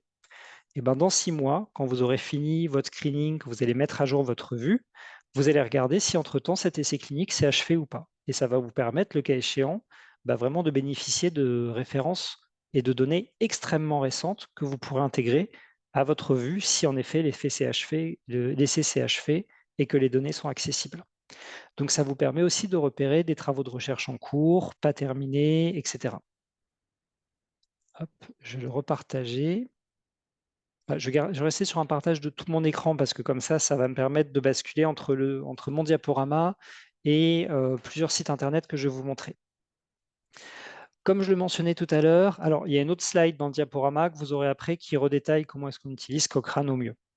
Je vous laisserai vous y référer. Cochrane, comme je disais, ça balaye via Cochrane Central beaucoup de sources. PubMed Medline, Embase, CINAHL, Clinical Trials, l'ICTRP, CoreaMed. En gros, vous avez presque tout dessus, sauf une chose, c'est le CTIS. Le CTIS, c'est une base qui a été refondue assez récemment, c'est la base d'essais cliniques européens, qui est entretenue par les institutions de l'Union européenne. Donc en gros, si vous voulez faire une recherche exhaustive d'essais cliniques, si vous voulez être sûr de ne rien manquer, pour repérer des essais cliniques en cours, le mieux, c'est d'utiliser Cochrane Central et le CTIS. Et avec ça, vous avez la très grande majorité de production d'essais cliniques au monde et ça vous permet donc facilement de trouver ce qui vous manque dans votre revue systématique. Au-delà des essais cliniques, d'autres domaines où on peut avoir besoin de faire de la recherche manuelle. Donc là, je passe à un domaine complètement différent, c'est la question des bases en sciences humaines et sociales. Pourquoi est-ce que je l'ai mise ici? Parce que c'est des bases de données déjà auxquelles vous pouvez parfois avoir besoin. Parce que sur ces bases de données, vous allez trouver donc des articles de SSH, pas des articles de santé, mais vous pouvez avoir des sujets de recherche qui peuvent vous amener à chercher des choses qui touchent aux questions de sciences humaines et sociales. Un exemple que j'avais donné, je crois que c'était avant-hier, c'est par exemple comment est-ce qu'on informe les patients des risques et des symptômes de la maladie de Charcot. Là, ça va passer aussi par des recherches en sciences de l'information et de la communication qui vont s'intéresser aux relations entre les soignants et les institutions de santé et les personnes malades. Et les recherches en sciences de l'information et de la communication, on ne va pas trouver grand-chose sur les bases de données en santé, on va trouver ça sur les bases de données en sciences humaines et sociales. Vous avez aussi certains domaines de la santé, les soins, la santé publique, les questions d'éthique médicale, de relations entre soignants et personnes soignées, qui sont des domaines de la santé qui touchent un peu à la sociologie, à la communication, et qui sont des domaines de la santé, du coup, pour lesquels vous allez trouver beaucoup de choses aussi sur les bases de sciences humaines et sociales. La difficulté de ces bases, c'est qu'on ne peut pas y construire des recherches reproductibles, elles ne s'appuient pas sur des thésaurus, elles n'ont pas de mode d'interrogation rigoureux, c'est des modes d'interrogation beaucoup moins précis, et du coup les recherches n'y sont quasiment jamais reproductibles. Donc c'est des bases qui peuvent déstabiliser quand on arrive de PubMed, Embase, etc., qui peuvent être un peu difficiles à prendre en main. Par contre, c'est des bases qui sont très très connues par les bibliothèques universitaires et par les documentalistes. Si vous avez besoin d'en utiliser, n'hésitez pas à demander de l'aide. Vous avez probablement aussi des formations, par exemple à Kern, qui sont proposées par vos bibliothèques. C'est un grand classique qu'on va avoir pour les bases de données en sciences humaines et sociales, donc n'hésitez pas à solliciter les bibliothécaires là-dessus. On parle aussi de recherche manuelle dans ces cas-là parce que généralement, vous n'avez pas d'option qui vous permet d'exporter massivement les références bibliographiques qui sont sur ces bases. Si vous faites une recherche sur Kern, par exemple, et que vous avez 500 références, vous n'avez aucun bouton qui vous permet de récupérer d'un coup ces 500 références dans un fichier RIS pour les traiter sur Zotero. Donc, vous ne pouvez pas traiter ces références comme vous ne pouvez pas faire le screening sur ces références comme vous le ferez sur les bases de données en santé. Et du coup, la sélection se fait directement sur la base de données. Vous allez directement parcourir dans l'interface de Kern ces 500 premiers résultats et exporter à la main ceux qui vous intéressent. Donc voilà, quand on parle, une autre caractéristique de la recherche manuelle, on a certains outils de recherche manuelle, comme les outils de recherche d'essais cliniques que j'ai mentionnés avant, qui vous permettent quand même de faire des recherches reproductibles avec des imports de références dans vos logiciels de gestion bibliographique. Mais à part ça, la caractéristique de la majorité de la recherche manuelle, c'est que la partie de recherche bibliographique et la partie de sélection bibliographique vont se faire en même temps. C'est typiquement le cas donc sur les bases en sciences humaines et sociales. Il y en a deux principales qu'on va utiliser. Kern, qui est sur abonnement universitaire, mais la majorité des universités en France y ont accès. Et il y a de plus en plus d'universités à l'échelle internationale qui ont accès aussi. Et Isidore, qui est une base en accès libre avec pas mal de sources en open access. Alors, Isidore, je ne pourrais pas vous le présenter parce qu'ils ont refondu leur moteur de recherche il y a un mois. Et je n'ai pas eu l'occasion de réutiliser Isidore depuis, ni de m'y former depuis. Donc, il y a des nouveaux tutos normalement qui sont proposés. Il y a de nouvelles fonctionnalités de recherche. J'aurais du mal à vous en dire plus, mais n'hésitez pas à aller regarder comment ça se présente, si votre sujet s'y prête, pour voir si vous y trouvez des choses intéressantes. Et dans tous les cas, je le répète, même si les recherches ne sont pas reproductibles, on va continuer à renseigner avec autant de détails que possible la méthodologie de recherche pour qu'on puisse à minima évaluer la qualité et l'exhaustivité de cette recherche. Je vais passer plus vite sur les autres types d'outils. Je vais un peu vous faire un catalogue des principaux types de sources qu'on a. Il y a beaucoup de liens web qui vont être décrits dedans, mais c'est plus pour qu'après vous puissiez utiliser le diaporama pour repérer des sites intéressants, les manipuler, vous y reporter, etc. Trouver des tests d'exercice et des mémoires. Alors, vous pouvez avoir, dans certains domaines, dans certains sujets, besoin de trouver des thèses qui ont été réalisées par des étudiants, en particulier pour tout ce qui est sujet d'actualité. On a mentionné la durée de la publication scientifique en santé. Généralement, les thèses d'exercice sont produites dans des temps plus courts que les articles universitaires. Et du coup, pour des sujets d'actualité, pour des sujets nouveaux, vous allez trouver beaucoup de thèses d'exercice parfois et peu de littérature universitaire, même si c'est une littérature qui est plus difficile à manier parce qu'elle s'appuie sur des protocoles de recherche qui sont par essence moins rigoureux parce que produits dans des temps plus courts. Un exemple concret, vous faites un travail de recherche sur en fait, je vais partir des thèses elles-mêmes. En fait, un exemple concret, un sujet sur lequel il y a eu une profusion de thèses d'exercice avant le développement de la littérature médicale, ça a été la mise en place des centres de dépistage du Covid en 2020, puisqu'il y a beaucoup d'internes en médecine et en santé de manière générale, beaucoup d'étudiants en santé qui faisaient des mémoires, qui sont retrouvés à participer directement à la mise en place ou à l'organisation de centres de dépistage du Covid, qui ont fait eux-mêmes des dépistages et qui ont pu renseigner de l'intérieur la manière dont ça s'est fait. Ça, c'est une source qui est inestimable sur le sujet et qui a été beaucoup plus rapide à produire et avec un regard parfois beaucoup plus intérieur que la littérature scientifique. Donc, c'est une source qui peut être intéressante dans certains cas. Donc, si vous travaillez sur des sujets qui sont très d'actualité, ça peut valoir le coup de chercher des thèses et des mémoires. Vous avez ici deux sources intéressantes et complémentaires, le SUDOC et le catalogue des bibliothèques d'Université Paris-Cité. Alors, le SUDOC, c'est le catalogue collectif des bibliothèques universitaires françaises. Donc, vous trouverez tout ce qui se trouve dans les BU françaises avec à chaque fois des indications sur la localisation de ces documents.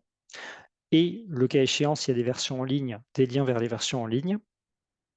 Et le catalogue des bibliothèques d'Université Paris-Cité pour la simple et bonne raison qu'ici, à la BU Santé Médecine, donc qui se trouve à Paris, on a une mission de collecte des thèses d'exercice de médecine et d'odontologie qui sont réalisées en France. On collecte les thèses parisiennes depuis, la plus ancienne date de 1539, et on collecte des thèses d'université en région depuis le début du XXe siècle. Donc on a une énorme collection de thèses d'exercice. Une partie de nos thèses ne sont pas dans le SUDOC, et à l'inverse, le SUDOC ne mentionne pas toutes les thèses qu'on a. Donc pour faire une recherche exhaustive de thèses d'exercice en France, il faut utiliser ces deux outils, le SUDOC et notre catalogue, pour bien identifier les choses.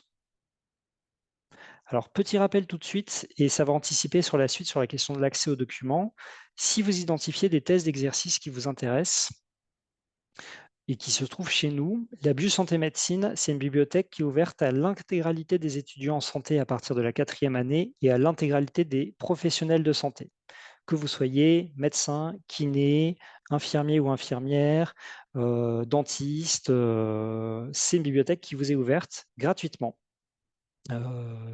Alors, vous venez sur place avec un justificatif. Bon, déjà, si vous êtes d'université Paris-Cité, vous venez sur place avec votre carte d'étudiant, c'est suffisant. Si vous êtes extérieur, vous venez sur place avec un justificatif, on vous inscrit, vous pouvez consulter nos collections. Une partie de nos collections ne sont pas sur site et il faut payer pour les faire venir. Mais ça, si vous avez un doute, vous nous écrivez en amont. Comme ça, on vérifie, on peut vous dire si justement l'accès à ces collections sera payant. Ça correspond surtout aux thèses qui ont 20, 30 ans, 40 ans et qui sont stockées sur d'autres sites en région parisienne et que du coup, il faut qu'on fasse venir par navette sur place pour que vous puissiez les consulter. Après, les thèses récentes sont sur place et du coup, on vous conseille de vous renseigner en amont, de préparer votre recherche en amont, vérifier qu'on a bien ces thèses, nous écrire si vous avez des doutes sur l'accessibilité aux documents et après, vous pouvez venir gratuitement pour les consulter. Alors, je vous ai aussi indiqué, au-delà de la France, l'OATD, qui est une base de thèses et de mémoire en open access, directement consultable en ligne, à une échelle plus internationale, ici encore avec un prisme pas mal anglo-saxon quand même. Autre source, statistiques et recommandations. Alors, pour la recherche de statistiques, vous en aurez peut-être besoin ponctuellement. Il y a énormément de sites qui existent. Il manque un lien dans ce diaporama, je le rajouterai avant de le mettre en ligne. On a un guide disciplinaire avec tout un ensemble de sources qui sont proposées pour trouver des stats. Donc là, je n'ai pas tout détaillé, il y en a beaucoup d'autres, selon que vous cherchez des stats à l'échelle nationale ou internationale, ou même à l'échelle locale, avec des outils comme Carto Santé. Là, oui, je me rends compte qu'il manque aussi les outils de recherche de statistiques à l'échelle internationale, comme les bases de données de l'OMS, etc. Ça peut être un besoin ponctuel. Chacun de ces sites a un fonctionnement qui lui est propre, donc il faut à chaque fois se l'approprier. Ici encore, si vous avez besoin d'aide, vous pouvez nous solliciter. Après, aucun de ces sites n'est trop complexe et difficile à prendre en main non plus. C'est souvent des sites avec des moteurs de recherche simples. Recommandations. Donc, ça peut aussi être utile pour certains sujets de chercher des recommandations. Par exemple, sur des sujets où vous n'avez pas de littérature universitaire qui existe, ou très peu, mais où vous savez qu'il y a des institutions qui ont produit des recommandations sur le sujet. Alors, pour le monde anglo-saxon, je vous ai indiqué les sites du National Institute for Health and Care Excellence au Royaume-Uni, la HRQ pour les États-Unis, et j'ai évoqué tout à l'heure le site du CADTH qui produit Grey Matters pour le Canada. En France, vous allez avoir les sites institutionnels, la HAS, la NSM par exemple, et selon votre domaine, selon votre spécialité, les sites des sociétés savantes. Pour le monde francophone, il y a un outil de recherche qui est particulièrement intéressant, qui est le SISMEF. Je vérifie que mon navigateur s'affiche toujours. Oui, c'est bon. Donc là, vous voyez mon navigateur. Le SISMEF, c'est un autre site qui est produit par le CHU de Rouen. Les mêmes qui produisent l'ISA, que je ne vous ai pas présenté, mais que j'ai évoqué plusieurs fois, qui est base de données d'articles francophones dans le domaine de la santé, et les mêmes qui produisent eTop, l'outil dont on s'est servi pour traduire le MESH. Donc, le CHU de Rouen fait un travail remarquable pour la recherche bibliographique en santé. C'est un site qui vous permet de trouver de la littérature grise en français. Ça va vous renvoyer vers deux types de ressources, soit de la littérature grise, des rapports, des études, des recommandations, soit des sites Internet. Dedans, vous avez aussi des documents grand public et des sites grand public ou émis par des associations de patients sur la santé, par exemple. Donc vous allez plutôt... Alors vous avez aussi des thèses et des mémoires, mais c'est beaucoup moins exhaustif que ce que je vous ai présenté tout à l'heure, le SUDOC et notre catalogue de bibliothèques. Donc ce n'est pas le mieux pour en trouver. Nous, ce qui va nous intéresser, c'est les recommandations professionnelles. Donc si on veut trouver des recommandations professionnelles sur la maladie de Charcot, généralement, on va faire plusieurs recherches successives, une première avec maladie de Charcot, une première avec les SLA, etc. Il n'y a pas forcément beaucoup de références dessus. Je n'ai pas testé cette recherche en amont. Voilà, j'ai que 8 ressources, c'est pas grand-chose. Mais il m'a lui-même compris que par maladie de Charcot, j'entendais sclérose latérale amyotrophique et il me propose 8 recommandations sur le sujet. Alors, un point sur lequel il faut être prudent sur le SISMEF, et je vais essayer de trouver un autre exemple où je vais vous montrer ce qu'il en est parce qu'il y a un petit piège à avoir en tête. Je vais chercher que la sclérose en plaques, j'ai 40 ressources, j'en ai déjà davantage. Par contre, je ne trouve pas le cas de figure. Voilà, si je l'ai ici, le SISMEF, c'est francophone. Et du coup, dedans, vous avez des sources françaises, ce qui est le cas de la majorité, ce qui est le cas de tout ce qui était ressorti sur la maladie de Charcot. C'est pour ça que j'ai fait une autre recherche. Belges, suisses, québécoises, mais aussi des sources canadiennes qui sont de fait traduites en français par le ministère de la Santé du Québec. Par exemple, ici, une notice sur le rétro-volontaire du marché au Canada en raison de risque d'encéphalite d'un médicament qui est le Zinbrita. Attention, ces recommandations, elles sont canadiennes, donc elles s'appliquent au Canada. Donc quand vous trouvez des recommandations, faites bien attention à la zone géographique, aux pays sur lesquels elles s'appliquent, parce que dedans, vous allez trouver des choses qui s'appliquent à la France, mais des choses qui ne s'y appliquent pas. Si vous faites des recherches sur le cannabis et le cannabis à usage thérapeutique, les législations sur le cannabis, ce n'est pas les mêmes entre le Canada et la France. Donc vous allez trouver des articles qui sont très différents et des recommandations qui vont être contradictoires, parce que elles ne sont pas émises par les mêmes pays. Donc faites attention justement aux institutions qui produisent ces différentes recommandations. Et vous voyez que le SISMEF va tant chercher sur des sites d'institutions générales, la HAS, la NSM, que sur des sites de sociétés savantes, ici la Société francophone de la sclérose en plaques. C'est aussi un site en accès libre, comme tous les liens que je vous ai mis directement en bleu dans le diaporama. Alors j'y reviens. Non, je vais plutôt rester sur le moteur de recherche. Autre astuce de recherche que je vous montre, que je pourrais aussi intégrer dans le diaporama, parfois vous allez avoir besoin de chercher des articles sur des sites de sociétés savantes. Et par exemple, je cherchais des articles sur le site de la Société francophone de la sclérose en plaques. Tout n'est pas sur le SISMEF et ils ont peut-être des choses sur leur site. Alors, site choisi arbitrairement, mais traditionnellement, les sites de sociétés savantes, ils n'ont pas des moteurs de recherche intégrés très poussés. Celui-là, vous voyez sur la page d'accueil, je cherche, mais je ne vois même pas de bouton pour lancer une recherche. Je peux me promener à la main dessus, mais je ne suis pas sûr que tout soit bien indexé, que tout soit correctement renseigné. Bon, celui-là, il m'a l'air assez costaud comme site. Vous voyez ici que j'ai un moteur de recherche, mais il est quand même assez... il n'y a pas d'option de recherche avancée, c'est assez réduit, ça ne m'a pas l'air très poussé. Donc, comment je vais construire ma recherche? Une astuce, c'est que je vais passer par Google pour faire une recherche sur ce site. Alors, c'est une astuce de rédaction que vous connaissez peut-être. Je copie l'URL du site, ouvrir une page Google, taper le sujet qui m'intéresse, par exemple, les questions d'exercice physique par rapport à la sclérose en plaques. Et après, je vais taper site, coller l'URL du site. Ce qui fait que je vais chercher uniquement des pages qui se trouvent sur ce site web et sur aucun autre site.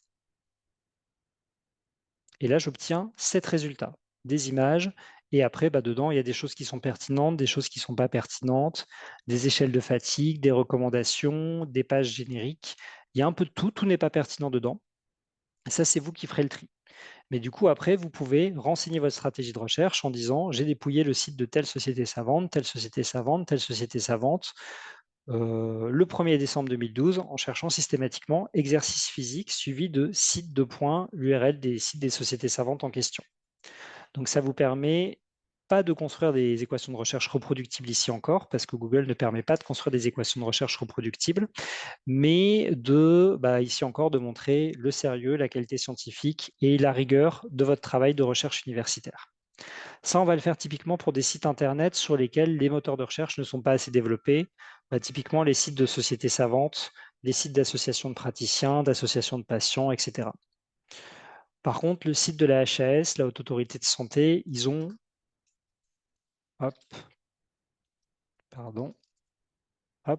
ils ont revu leur moteur de recherche récemment et ils ont un moteur de recherche qui est quand même assez poussé, de recherche avancée qui vous permet de chercher des expressions exactes, plusieurs mots ou non, de chercher dans les textes intégrales, les titres et les résumés, ou de chercher manuellement en allant dans certains types de documents.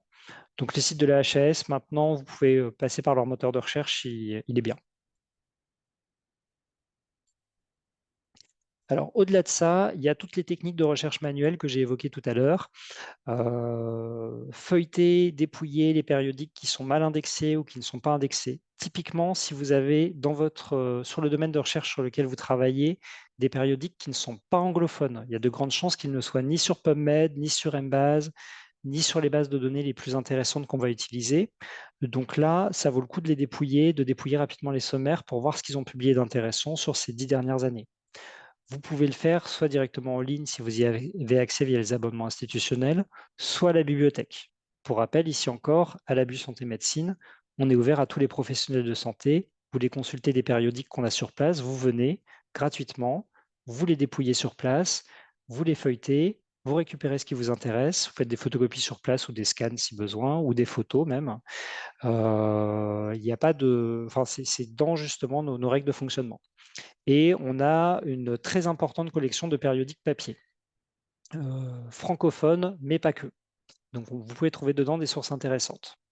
Vous allez dépouiller les sommaires des revues, les programmes des congrès aussi, pour identifier des abstracts d'intervention, des posters parfois qui vont faire référence à des études qui peuvent être intéressantes.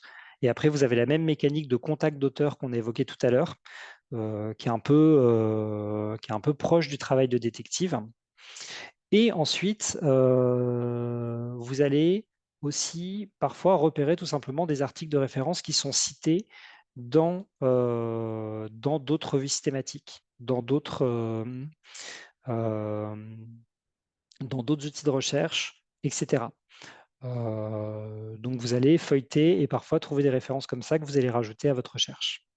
Donc si vous identifiez une revue systématique qui a déjà touché à votre sujet de recherche, de près ou de loin, ça vaut le coup de regarder sa bibliographie. Ça vaut aussi le coup de regarder sa stratégie de recherche parce que vous pouvez trouver des synonymes, des mots-clés, des choses comme ça qui peuvent être intéressantes.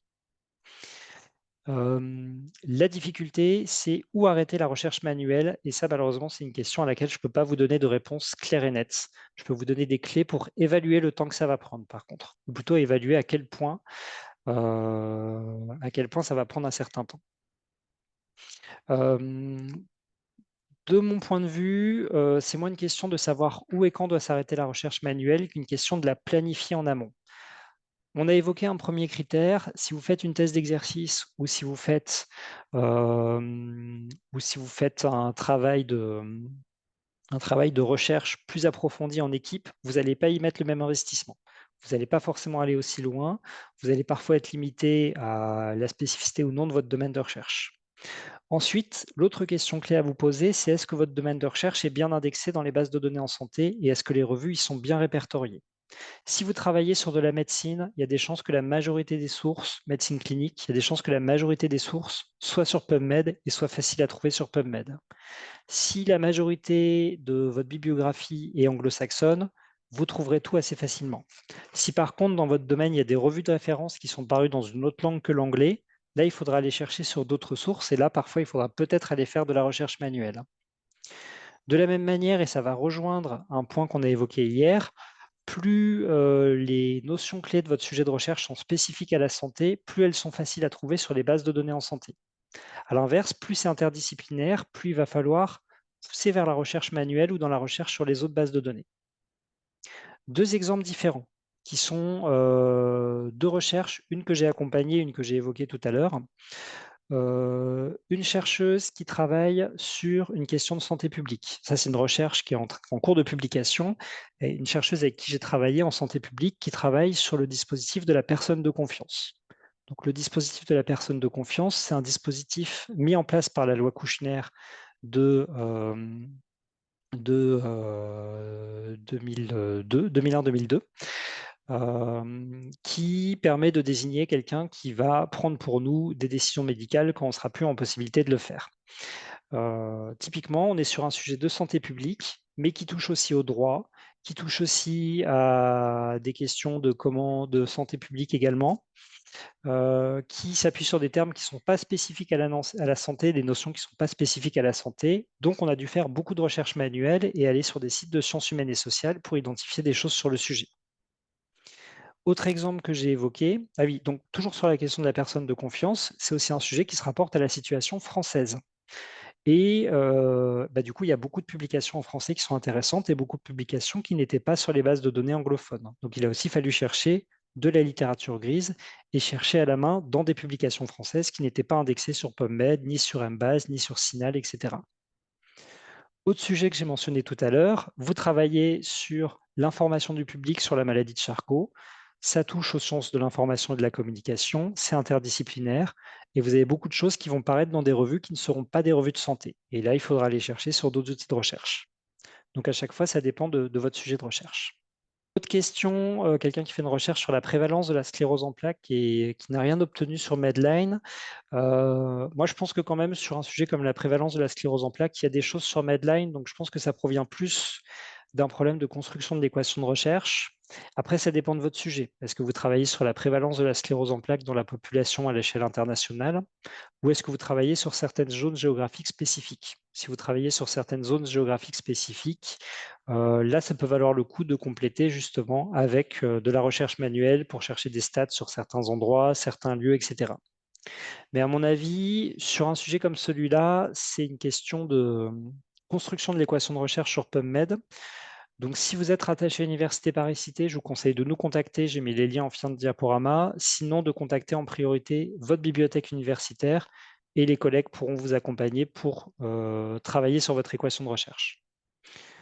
Je reviens dessus en fin de diaporama parce que je vais vous montrer comment accéder à nos services d'aide et d'accompagnement à la recherche. Alors, vous avez fini votre recherche sur les bases de données en santé, vous avez fini votre recherche manuelle, vous avez volume fictif, 2000 références bibliographiques sur Zotero. On va passer à une étape qui est importante et qui va vous faire gagner énormément de temps, c'est le dédoublonnage. Donc, comme vous avez cherché des références bibliographiques sur plusieurs bases de données en santé, typiquement PubMed, Embase, Cochrane, sur ces bases, il y a des doublons. Il y a des références qui sont sur PubMed, sur Embase et sur Cochrane, parfois deux, parfois les trois en même temps. Donc, vous n'avez pas 2000 références bibliographiques à analyser, vous en avez parfois en fait que 1000. Enfin, c'est quand même conséquent, c'est pas rien, mais vous en avez parfois. Là-dedans, vous pouvez avoir 500, 700, 800, 1000 doublons qui sont autant de références que vous risquez d'analyser en double si vous ne faites pas de dédoublonnage. Donc, le dédoublonnage, c'est une étape essentielle et c'est une étape qu'on signale dans le flowchart. Vous indiquez combien de références vous avez obtenues en recherche manuelle et dans les bases de données, dans chaque base de données. Puis en dessous, après dédoublonnage, combien de références il vous reste. Et en dessous, après, après application des critères d'exclusion, en dessous, après le screening, et ainsi de suite. Donc, c'est une étape essentielle qui peut se faire par plein de logiciels spécialisés, les logiciels de gestion bibliographique, Mendeley, EndNote, Zotero, ou les logiciels de gestion de revues thématiques de la littérature, Ryan ou Covidence. Moi, je vais vous parler de Zotero, déjà parce qu'il est gratuit, et c'est le seul à être intégralement gratuit dans la liste de ces logiciels. Ensuite, parce que alors je ne vais pas vous faire de formation à Zotero, une formation à Zotero, ça prend 2 heures et demie. Par contre, nous, au sein des bibliothèques d'Université Paris-Cité, mais c'est aussi le cas pour les autres BU, à peu près toutes les BU le font en France, on vous propose des formations à Zotero qui sont gratuites. Je vous ai mis le lien vers notre calendrier de formation à la fin du diaporama. Donc, si Zotero vous intéresse et que vous n'y êtes pas formé, vous pouvez vous inscrire. C'est gratuit, ça prend 2 heures et demie, ça se fait en Zoom et ça vous permet d'apprendre à utiliser ce logiciel. Zotero notamment a une fonctionnalité qui s'appelle doublon qui signale automatiquement l'existence de doublons dans votre document et qui du coup vous facilite les choses. Après, c'est quelque chose à ne pas appliquer mécaniquement parce que vous avez beaucoup de faux doublons. Donc là, je vous ai évoqué quelques cas de figure qui peuvent se produire, qui sont des faux doublons, que vous verrez concrètement si vous utilisez Zotero. Vous avez, alors pour déterminer les doublons, tout d'abord, Zotero s'appuie sur les numéros d'identification des articles, qu'on appelle souvent les DOI. Donc les DOI, c'est les Digital Object Identifier. C'est des numéros d'identification qui sont donnés à des ressources publiées en ligne. Et si vous travaillez avec Embase, sur Embase, vous aurez beaucoup de comptes rendus de congrès avec des publications, des suppléments de revues avec des posters de congrès qui sont postés dedans. Donc parfois, vous avez 50 posters dans un congrès, donc vous allez avoir 50 notices bibliographiques différentes qui ne vont pas parler de la même chose, mais qui se verront attribuer le même numéro d'identification. Donc Zotero vous dira, ça c'est des doublons, alors qu'en fait, vous aurez parfois 5, 6 références différentes qui auront des titres différents, des auteurs différents, des contenus différents.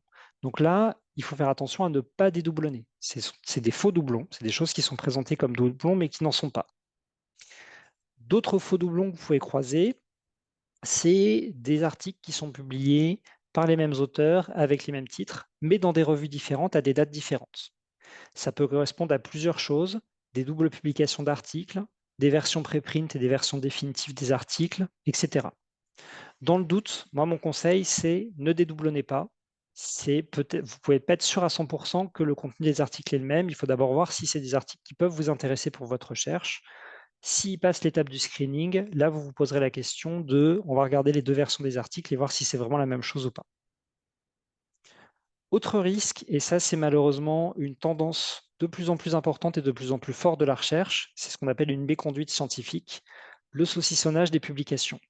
Le saucissonnage des publications, c'est des chercheurs et des chercheuses qui, pour faire gonfler artificiellement leur nombre d'articles publiés, vont réaliser une recherche et vont publier les résultats de cette recherche en 2, 3, 4, 5, parfois 6 articles différents. Et vous allez avoir du coup un article en 6 parties qui va sortir et il faudra consulter les 6 parties et citer les 6 parties pour mentionner cette recherche en question. Et là, vous allez vous retrouver avec 6 articles qui vont avoir quasiment les mêmes titres, les mêmes revues de publication, les mêmes auteurs. Et si vous n'êtes pas attentif, vous pouvez facilement les fusionner alors qu'en fait, il s'agit de 6 articles différents. Donc ça, c'est un petit point d'attention. Et puis après, vous avez des petits bugs sur certaines bases de données. Par exemple, parfois, vous allez avoir des case reports, des études de cas que vous allez importer dans PubMed, dans Zotero, pardon, et Zotero va penser qu'il s'agit d'affaires juridiques et va vous les classer différemment par rapport aux autres documents. C'est des petites subtilités, des petits bugs par rapport à Zotero. Ça se résout généralement assez vite. Conseil général, dans tous les cas, si vous voyez si vous propose de dédoublonner 2 articles qui vous paraissent un peu différents, parce que le titre est différent, parce que la revue est différente, parce qu'il y a des petites variations ça et là, si vous avez un doute, il vaut mieux pas dédoublonner que perdre sans faire exprès des références intéressantes. Pour aller plus loin, dans tous les cas, je vous conseille, si vous ne l'avez pas fait, de suivre des formations à Zotero. Dans ces formations, on vous présente plein de fonctionnalités et entre autres, comment faire du dédoublonnage avec Zotero. Et comme ça, après, vous pourrez vous en servir pour des revues systématiques. Petit plus de Zotero par rapport à ces autres outils, si dans vos 2000 références, il y a des articles qui ont été rétractés et que vous les importez sans faire exprès, Zotero vous le dit. Et quand je dis Zotero vous le dit, vous ne pouvez pas le rater. Vous avez un énorme message d'erreur qui s'affiche en haut de l'écran. La moitié de l'écran devient rouge. Vous avez des barres rouges qui s'affichent. Tous les articles rétractés sont signalés par des grosses croix rouges sur le côté. Vraiment, vous ne pouvez pas vous tromper et vous ne pouvez pas citer sans faire exprès dans votre vue systématique des articles rétractés. Il vous le dit, mais de manière extrêmement visible. Donc ça aide aussi de ce côté-là à la gestion des références bibliographiques. Ça vous fait gagner pas mal de temps. Après le dédoublonnage, on arrive à l'étape de screening. Et là, c'est une étape où nous, on aura plus de mal en tant que bibliothécaire à vous apporter notre aide. On peut vous fournir des ressources en ligne sur comment faire le screening, vous indiquer des logiciels comme Ryan et Covidence qui permettent de l'automatiser, ou si vous voulez passer par des alternatives gratuites, faire des tableaux Excel, des choses comme ça. Mais par contre, on est sur un moment où c'est vous qui connaissez votre sujet de recherche, c'est vous qui êtes capable de déterminer dans les 1000 références qui vous restent, mettons, lesquelles sont en lien avec votre sujet, lesquelles ne le sont pas. Par contre, quand vous aurez fini le screening et que vous aurez besoin d'évaluer la qualité des articles, c'est là que vous allez être amené à revenir vers nous parce que, comme vous avez fini le screening, mettons qu'il vous reste 100 études, vous avez besoin d'accéder au texte complet pour maintenant ou aux données pour maintenant évaluer la qualité scientifique de ces études. 2 cas de figure. Soit vous avez identifié des essais cliniques finis, mais dont les données ne sont pas publiées via la recherche manuelle. Dans ce cas, c'est le travail de détective qu'on évoquait tout à l'heure. Vous allez contacter les auteurs, voir s'ils n'ont pas fait des publications qui sont passées à travers les mailles du filet, voir si les données peuvent être accessibles autrement, etc. Parfois, ça donne rien. Et dans ce cas, ça se mentionne aussi. Parfois, vous arrivez quand même à y accéder. Et dans ce cas, justement, ça vous permet d'avoir plus de données à intégrer à votre revue systématique. Deuxième cas de figure qui est le plus fréquent, tout simplement, vous avez des articles universitaires qui présentent des données auxquelles vous voulez accéder. Et là, soit vous y avez accès naturellement via vos abonnements institutionnels, donc dans ce cas, ça fonctionne classiquement, soit vous n'y avez pas accès. Une règle d'or que j'ai mentionnée le premier jour et que je vous réitère maintenant, n'achetez jamais un article en ligne. À chaque fois que vous ouvrez un article en ligne, il vous propose de l'acheter sur le site de l'éditeur. Ne le faites jamais. Contactez vos bibliothèques universitaires et vos centres de doc. Pourquoi? Déjà parce qu'il y a des chances qu'on ait quand même ces articles dans nos collections. C'est juste que parfois, ce n'est pas indiqué sur internet. Par exemple, des revues dont on a uniquement les exemplaires au format papier. Si vous ouvrez l'article en ligne, il ne vous dira pas qu'on y a accès parce qu'on n'y a pas accès de manière électronique. Mais ça ne veut pas dire que cette revue ne se trouve pas dans les collections de la BUS Santé Médecine. Et je vous rappelle que la BUS Santé Médecine, elle est d'accès gratuit pour tous les professionnels de santé, tous les étudiants en santé à partir de la 4e année. Donc je pense que tout le monde parmi vous peut venir gratuitement chez nous pour consulter des articles. Donc n'achetez jamais en ligne, sollicitez les bibliothécaires pour savoir si on l'a quand même. Et si on ne l'a pas, on a nos services de prêt entre bibliothèques, que j'ai indiqué ici, ou de reprographie de documents. Si vous êtes rattaché à l'Université Paris-Cité, on peut vous fournir gratuitement des références bibliographiques qu'on n'a pas, mais qu'on peut trouver à l'extérieur. Si vous n'êtes pas rattaché à l'Université Paris-Cité, Déjà, voyez avec votre université de référence parce que eux ont peut-être des offres semblables de leur côté. Au pire, ce sera payant et ce sera toujours beaucoup moins cher que d'acheter l'article en ligne auprès des éditeurs. C'est une somme qui est fixe, qui est précisée, qui est détaillée sur le formulaire. Donc voilà, juste pour finir sur l'accès aux références, en cas de doute, sollicitez vos bibliothèques. Enfin, ça peut arriver, moi ça m'est déjà arrivé sur une revue systématique de kiné il y a 4 ans. Parfois, il y a tout simplement plus d'articles accessibles. Il y a toute une partie de la production scientifique qui est publiée uniquement en ligne, parfois sur des bases d'open access, parfois sur des sites d'éditeurs. Et le jour où ces éditeurs ou ces bases disparaissent, et ben parfois la production scientifique qui va avec disparaît intégralement. Et ça peut arriver que, eh ben, qu'on échoue à justement se procurer la version complète des articles. Ça m'est arrivé du coup pour une recherche, on avait identifié 3 articles de kiné il y a 3 ans pour une revue systématique. Et ben, ces 3 articles sont rigoureusement inaccessibles à l'heure actuelle. Aucune bibliothèque ne les a dans ses collections, aucun accès en ligne n'est possible. Dans ce cas, bah, tant pis, mais par contre, vous le mentionnez quand même dans votre travail, pour préciser justement que, eh ben, vous avez, identifié ces références bibliographiques, mais vous n'avez pas pu les consulter et vous ne pouvez pas vous porter garant de la qualité des données qui est dedans. Alors, une question sur la recherche manuelle pour laquelle je vais revenir un tout petit peu en arrière. Donc, quelqu'un qui pose une question dans le chat, pensez-vous que la recherche manuelle soit absolument nécessaire pour faire une revue systématique de qualité? Hem Il faut toujours alors, je reviens tout début parce que je vous ai mentionné ici 2 références bibliographiques que je vous incite à lire. Ce que Macaulay et Hopewell disent dans leurs essais différents, c'est que la littérature grise, donc la recherche manuelle en fait et la recherche de littérature hors de ce qui est sur les bases de données en santé, aide à nuancer les résultats des revues systématiques et des méta-analyses en santé. Ils ne citent pas de cas de figure où, une revue systématique change ses résultats après avoir intégré justement des éléments de recherche manuelle dedans. Hem, Ça n'en reste pas moins vraiment intéressant d'intégrer tout ce qui est recherche manuelle parce que ça va permettre de nuancer assez grandement les choses. Donc après, ça dépend de ce que vous entendez par revue systématique de qualité parce qu'on va aussi prendre en compte les moyens que vous avez. Je le mentionnais tout à l'heure, si vous êtes un étudiant en thèse d'exercice, on va pas, vous donner les mêmes, on va pas vous donner les mêmes attentes que pour une revue systématique produite par des chercheurs. Il y a une source que j'aime beaucoup qui revient là-dessus. Je vais basculer sur internet. C'est une source qui figure dans le diaporama. À la fin du diaporama, avec la bibliographie, vous avez une ressource très intéressante qui a été produite par l'université d'Ottawa, qui a produit un guide sur la revue systématique, sur lequel moi je m'appuie parfois pour expliquer ce que c'est que la revue systématique et ses différentes étapes. Alors c'est un guide en français et qui est plutôt à jour. Donc le lien est dans le diaporama, je vous le remets en même temps dans le chat si vous voulez le mettre en favori de votre côté, en même temps. C'est un guide qui reprend les 6 étapes de la revue systématique en reprécisant c'est quoi l'étape de planification, qu'est-ce qu'on fait quand on décrit un protocole, c'est quoi l'étape d'identification et quelles sont les grandes étapes de la recherche bibliographique. Donc ça, c'est ce qu'on fait depuis, presque 6 heures maintenant. Comment est-ce qu'on fait le screening et comment est-ce qu'on évalue les références bibliographiques et ainsi de suite. Je reviens sur la page d'accueil. Donc c'est une bibliothèque canadienne et au Canada, ils font clairement la différence entre 2 choses, entre ce qu'ils appellent des revues systématiques et des revues avec approche systématique. Revue systématique réalisée par des chercheurs, revue avec approche systématique, revue qui s'inspire des méthodes de la revue systématique, mais qui ne peuvent pas en suivre les recommandations. La recommandation de la revue systématique, on l'a vu, au tout début de la première séance, c'est que cette revue systématique soit faite au moins par 2 personnes et parfois, c'est un travail qui peut prendre plusieurs mois, voire plusieurs années. Par essence, c'est antithétique avec une thèse d'exercice. Donc quand vous faites une revue systématique dans le cadre d'une thèse d'exercice, ce que vous faites plutôt, c'est une revue avec approche systématique. Et dans ce document PDF que vous avez ici, l'université d'Ottawa, bon, déjà fait un petit rappel sur c'est quoi les différents types de revues, revue narrative, revue de la portée, et cetera. Et voilà, c'est ici, propose, différentes manières de placer le curseur selon que vous soyez des chercheurs qui font une revue systématique ou des étudiants qui font une revue avec approche systématique.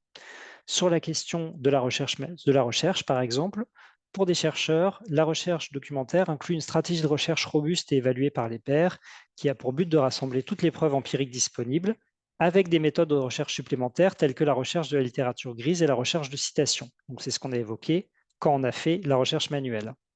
Pour une approche systématique, peut ne pas inclure des méthodes de recherche additionnelles.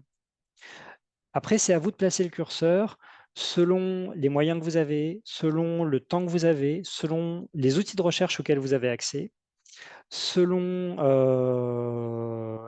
votre maîtrise de la recherche documentaire de manière générale et selon aussi les différents critères que j'ai évoqués. Alors, je vais revenir, c'était un peu plus bas, que j'ai évoqué ici sur comment est-ce qu'on peut planifier sa recherche manuelle. Si vous travaillez sur un pur sujet de médecine clinique où la majorité des publications sont déjà anglophones, dans le cadre d'une thèse d'exercice, PubMed, MPAS, Cochrane, ça suffira largement.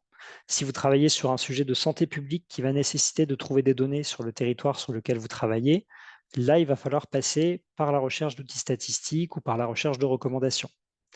Donc ça dépend de la discipline, ça dépend du domaine. Et ici encore, les bibliothécaires, les documentalistes peuvent vous aider sur votre sujet, parce que ça se joue beaucoup sujet par sujet, à cibler, est-ce que ça vaut le coup d'aller jusqu'à la recherche manuelle? Et si oui, jusqu'où je vais? Quelles sources je prends en compte, etc. Mais ce premier document peut vous être d'une grande aide pour ça, et du coup, il est inclus dans le diaporama. C'est dur en tout cas de répondre en oui ou non, parce qu'en fait, la réponse, c'est que ça dépend tout le temps du sujet, du cadre, de la manière dont vous le faites. Mais voilà, n'hésitez pas à vous appuyer là-dessus. Vous avez aussi parfois qu'il existe des arbres de décision qui vous permettent de choisir quel type de revue est le plus adapté à la recherche documentaire que je veux faire. Qu'on pourra aussi intégrer, je crois que c'est l'Université de Montréal. Estelle, tu vas me contredire si je dis une bêtise, mais il me semble que sur leur site, ils proposent des arbres de décision justement sur le sujet, donc on pourra aussi les intégrer dans le diaporama. Alors, je reviens à ça. Donc, on a évoqué l'accès au texte complet des références. Quand vous avez accès au texte complet des, mettons, 50 ou 100 études que vous avez retenues, vous allez utiliser des outils d'analyse des résultats pour voir si c'est des études de qualité ou pas, et si vous les gardez ou pas dans votre vue systématique. Alors là aussi, c'est quelque chose qui échappe à nos compétences parce qu'elles nécessitent des compétences scientifiques qui ne sont pas les mêmes que celles qu'on vous apporte en bibliothèque. Nous, nos compétences, c'est surtout la recherche d'informations. Après, on peut vous indiquer des outils pour faire ça, vous indiquer des sites internet qui vous aideront à faire ça.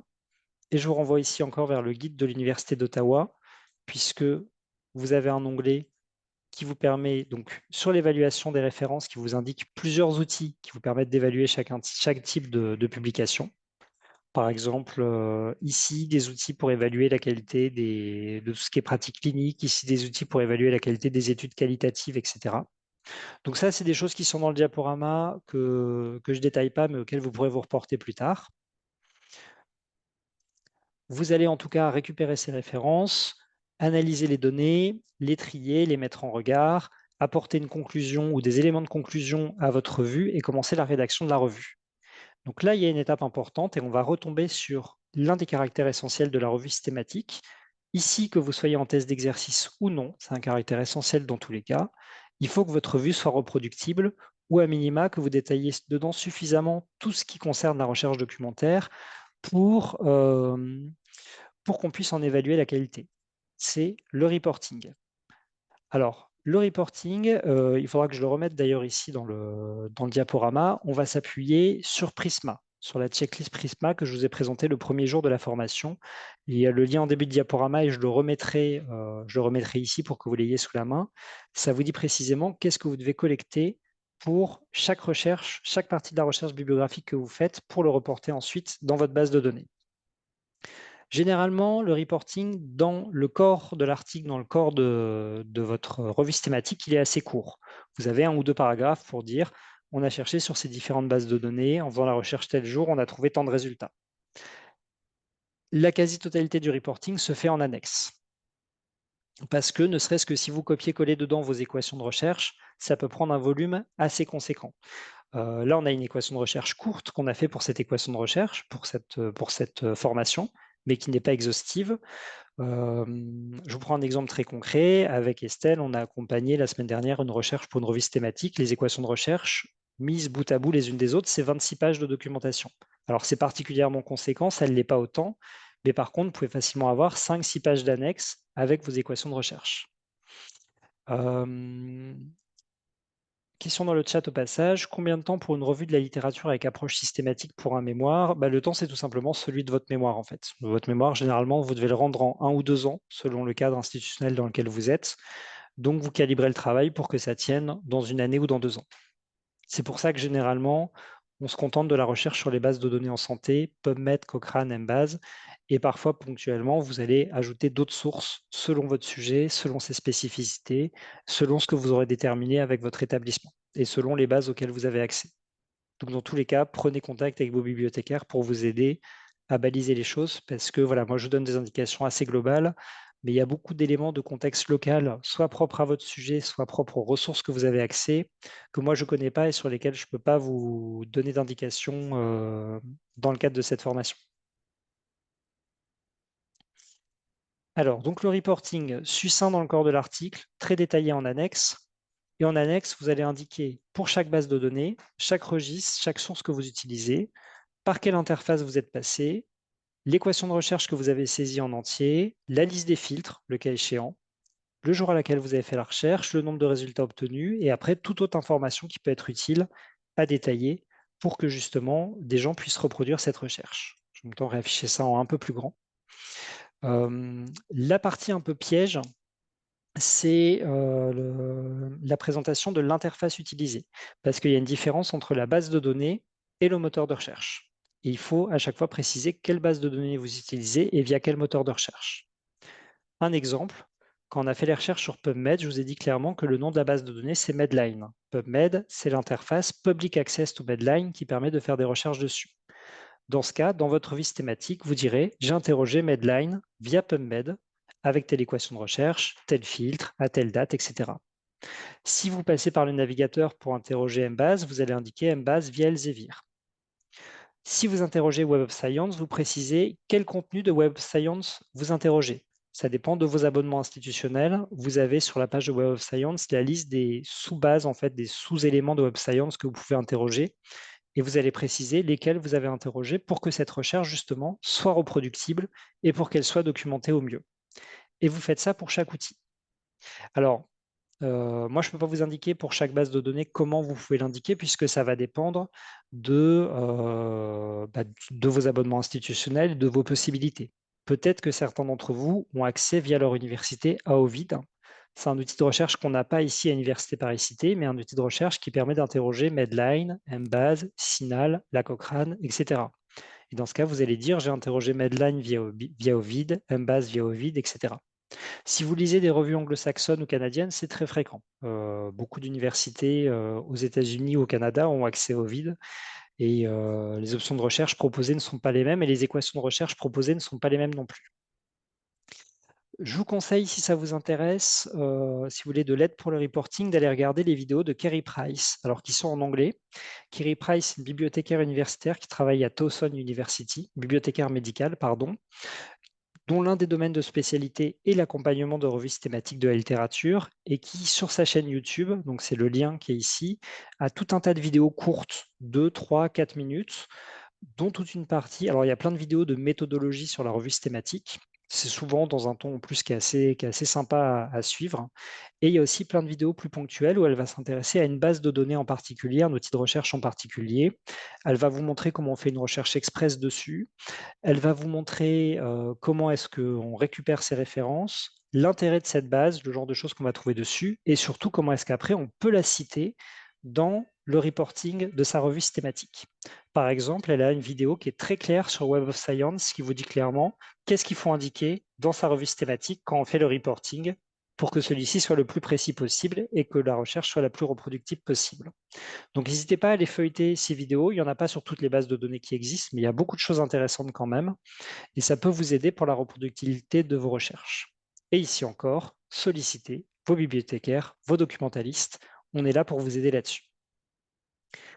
Comme je le mentionnais tout à l'heure, toutes les recherches ne sont pas reproductibles parce que certains moteurs de recherche ne le permettent pas, certains sont peu robustes, comme LISA, que je n'ai pas eu le temps de vous montrer, mais c'est la base de données pour trouver des articles francophones. C'est une base qui est très utile, mais si vous faites des équations de recherche trop complexes dessus, généralement ça crache, ou ça va vous donner des résultats un peu aberrants. Ça arrive parfois, donc ça vous empêche de faire des équations reproductibles. Les interfaces de recherche peuvent changer comme pour PubMed en 2020. Les bases de données peuvent être supprimées comme la banque de données en santé publique, mais vous garantissez quand même la reproductibilité dans la mesure du possible, le sérieux et la qualité de votre travail de recherche, et vous pouvez aussi servir de source d'inspiration pour d'autres recherches. Et à l'inverse, si vous identifiez des revues thématiques qui travaillent sur des choses proches, si elles sont bien faites, allez regarder dans les annexes, allez regarder leurs propres équations de recherche et inspirez-vous-en. Faites-vous toujours relire donc, par des bibliothécaires, par des documentalistes, mais vous pouvez vous en servir pour trouver des sources d'inspiration, des idées de bases de données à chercher, des idées de mots-clés auxquels vous n'aurez pas pensé, des idées de comment structurer son équation de recherche, etc. Donc ça, c'est quelque chose, n'hésitez pas à le faire. Quelques ressources complémentaires pour finir. Donc, je vous ai indiqué quelques ressources en ligne pour aller un peu plus loin. Je vous ai remis, donc il y en a certaines que j'ai évoquées avant, qui sont avant dans le diaporama, d'autres non. Les 2 guides de référence sur le sujet, ça va être le guide de l'Université d'Ottawa en français que je viens de vous montrer et un peu plus méthodologique, le guide de la Karolinska Institutet, qui cette fois-ci est en anglais, avec beaucoup d'éléments sur la réalisation des revues thématiques, qui est plus orienté recherche que le guide de l'Université d'Ottawa. Le guide de l'Université d'Ottawa, c'est plus culture générale sur les revues thématiques et comment faire une revue thématique quand on fait un mémoire en même temps. Le Cochrane Handbook for Systematic Reviews of Intervention, c'est en particulier son chapitre 2.4 qui est dédié à la recherche documentaire et qui, dans ses annexes, a des morceaux de recherche documentaire pour comment cibler des essais contrôlés randomisés, comment combiner telle base avec telle base, comment ignorer les articles sur les animaux. Voilà des morceaux d'équations que vous pouvez reprendre. Les règles Prisma, que j'ai évoquées plusieurs fois juste avant, et l'outil que j'ai évoqué hier, bibliothèque de fragments d'équations de recherche pour tout un tas de bases de données, bibliothèque participative qui vous permet de récupérer des morceaux d'équations de recherche déjà rédigés.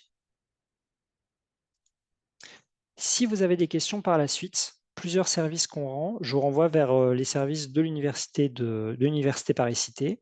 On a tout d'abord un service de questions-réponses et d'accompagnement à la recherche, donc il se présente sous la forme d'un formulaire que vous remplissez, vous précisez si vous êtes étudiant, à qui vous voulez vous adresser. Si vous voulez de l'aide et de l'accompagnement sur une revue systématique de la recherche, déjà, on va attendre de vous que vous ayez fait des premières recherches, donc que vous ayez déjà suivi des formations en base de données en santé. On propose une offre de formation en la matière et que vous ayez déjà des premières équations de recherche. On pourra vous aider à aller un cran plus loin, à améliorer les choses. Après, selon le degré de profondeur de questions que vous avez, selon la précision que vous voulez, etc. Donc n'hésitez pas quand vous nous écrivez à être aussi précis que possible. La moitié des questions qu'on reçoit, on est obligé de répondre. Enfin, c'est des étudiants qui nous disent j'ai besoin d'aide pour ma revue systématique et on est obligé de vous répondre d'accord, mais sur quoi porte votre revue systématique? Donc n'hésitez pas dès le premier message à dire quel est votre sujet de recherche, indiquez vos équations de recherche, ce que vous avez déjà essayé, ce qui marche pas, ce sur quoi vous avez des questions précises et on pourra vous accompagner. Ça, c'est surtout si vous êtes à l'Université Paris-Cité. On peut aussi vous accompagner si vous êtes d'autres établissements. C'est un service qui est gratuit et qui est ouvert à tous et à toutes. Par contre, on vous recommande quand même de d'abord aller voir votre BU et votre centre de doc, parce qu'il y a des questions auxquelles on n'aura pas les réponses, à commencer par à quelles ressources bibliographiques, à quelle base de données, à quels outils de recherche vous avez accès. Et de ce point de vue-là, il vaut mieux d'abord vous faire renseigner, vous faire accompagner par des professionnels de l'information, de la documentation qui sont proches de vous dans votre établissement. Et ensuite, nous, on peut être là en second recours. S'il y a besoin d'utiliser des bases de données que vous n'avez pas, s'il y a besoin d'accéder à des documents que vous n'avez pas, si vous avez des questions trop pointues pour les bibliothécaires et les documentalistes de votre université, là, vous pouvez nous écrire. On a aussi une offre de formation complémentaire à celle-ci. Donc, il y a déjà les formations pays. Virginie, je pense que tout le monde a déjà le planning de formation. Donc là, vous avez déjà cette offre de formation.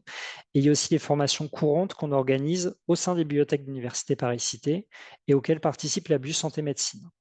En particulier, donc là, vous avez un lien vers le calendrier. On propose par Zoom tous les mois une formation Zotero, tous les mois une formation PubMed et 3 fois par an une formation AMBAS. C'est une offre de formation qui sera probablement amenée à s'étoffer dans les années qui viennent et qu'on est en train de développer. C'est des formations qui sont gratuites, qui ont lieu par Zoom en soirée de 16h30 à 19h, où vous pouvez vous inscrire librement. N'hésitez pas à vous inscrire même si les formations sont pleines parce qu'on a toujours des désistements l'avant-veille. C'est un grand classique des formations et du coup, même si vous êtes sur liste d'attente, presque systématiquement, les gens qui sont sur liste d'attente remontent dans les participants. Donc, vous pouvez vous y inscrire librement. Et bah, du coup, moi, j'arrive au terme de cette formation. Il nous reste quand même 5 minutes. Si vous avez des questions, alors soit sur des choses qu'on a vues, soit éventuellement sur des choses qu'on n'a pas eu le temps de voir. S'il y a des choses qui vous auraient intéressé, des choses auxquelles la formation n'a pas répondu. Alors, on ne pourra pas trop voir d'autres bases de données en santé parce qu'en fait, 6 heures, c'est un peu limite pour vous montrer autre chose que PubMed et la Cochrane, qui sont deux des principales bases que vous serez amené à utiliser. Ben, on va vous souhaiter une très bonne soirée. Et si vous avez des questions par la suite, donc n'hésitez pas. Alors pour Zotero, question dans le chat en même temps justement, je renvoie justement vers notre catalogue de formation. Vous aurez le lien dans le support. Vous pouvez aussi chercher Zotero, Bibliothèque Université Paris-Cité, une formation par mois et vraiment vous choisissez le créneau qui est le plus pratique pour vous, qui vous arrange le plus. Et pour ceux d'entre vous qui sont rattachés à Métis, vous avez aussi des formations Zotero.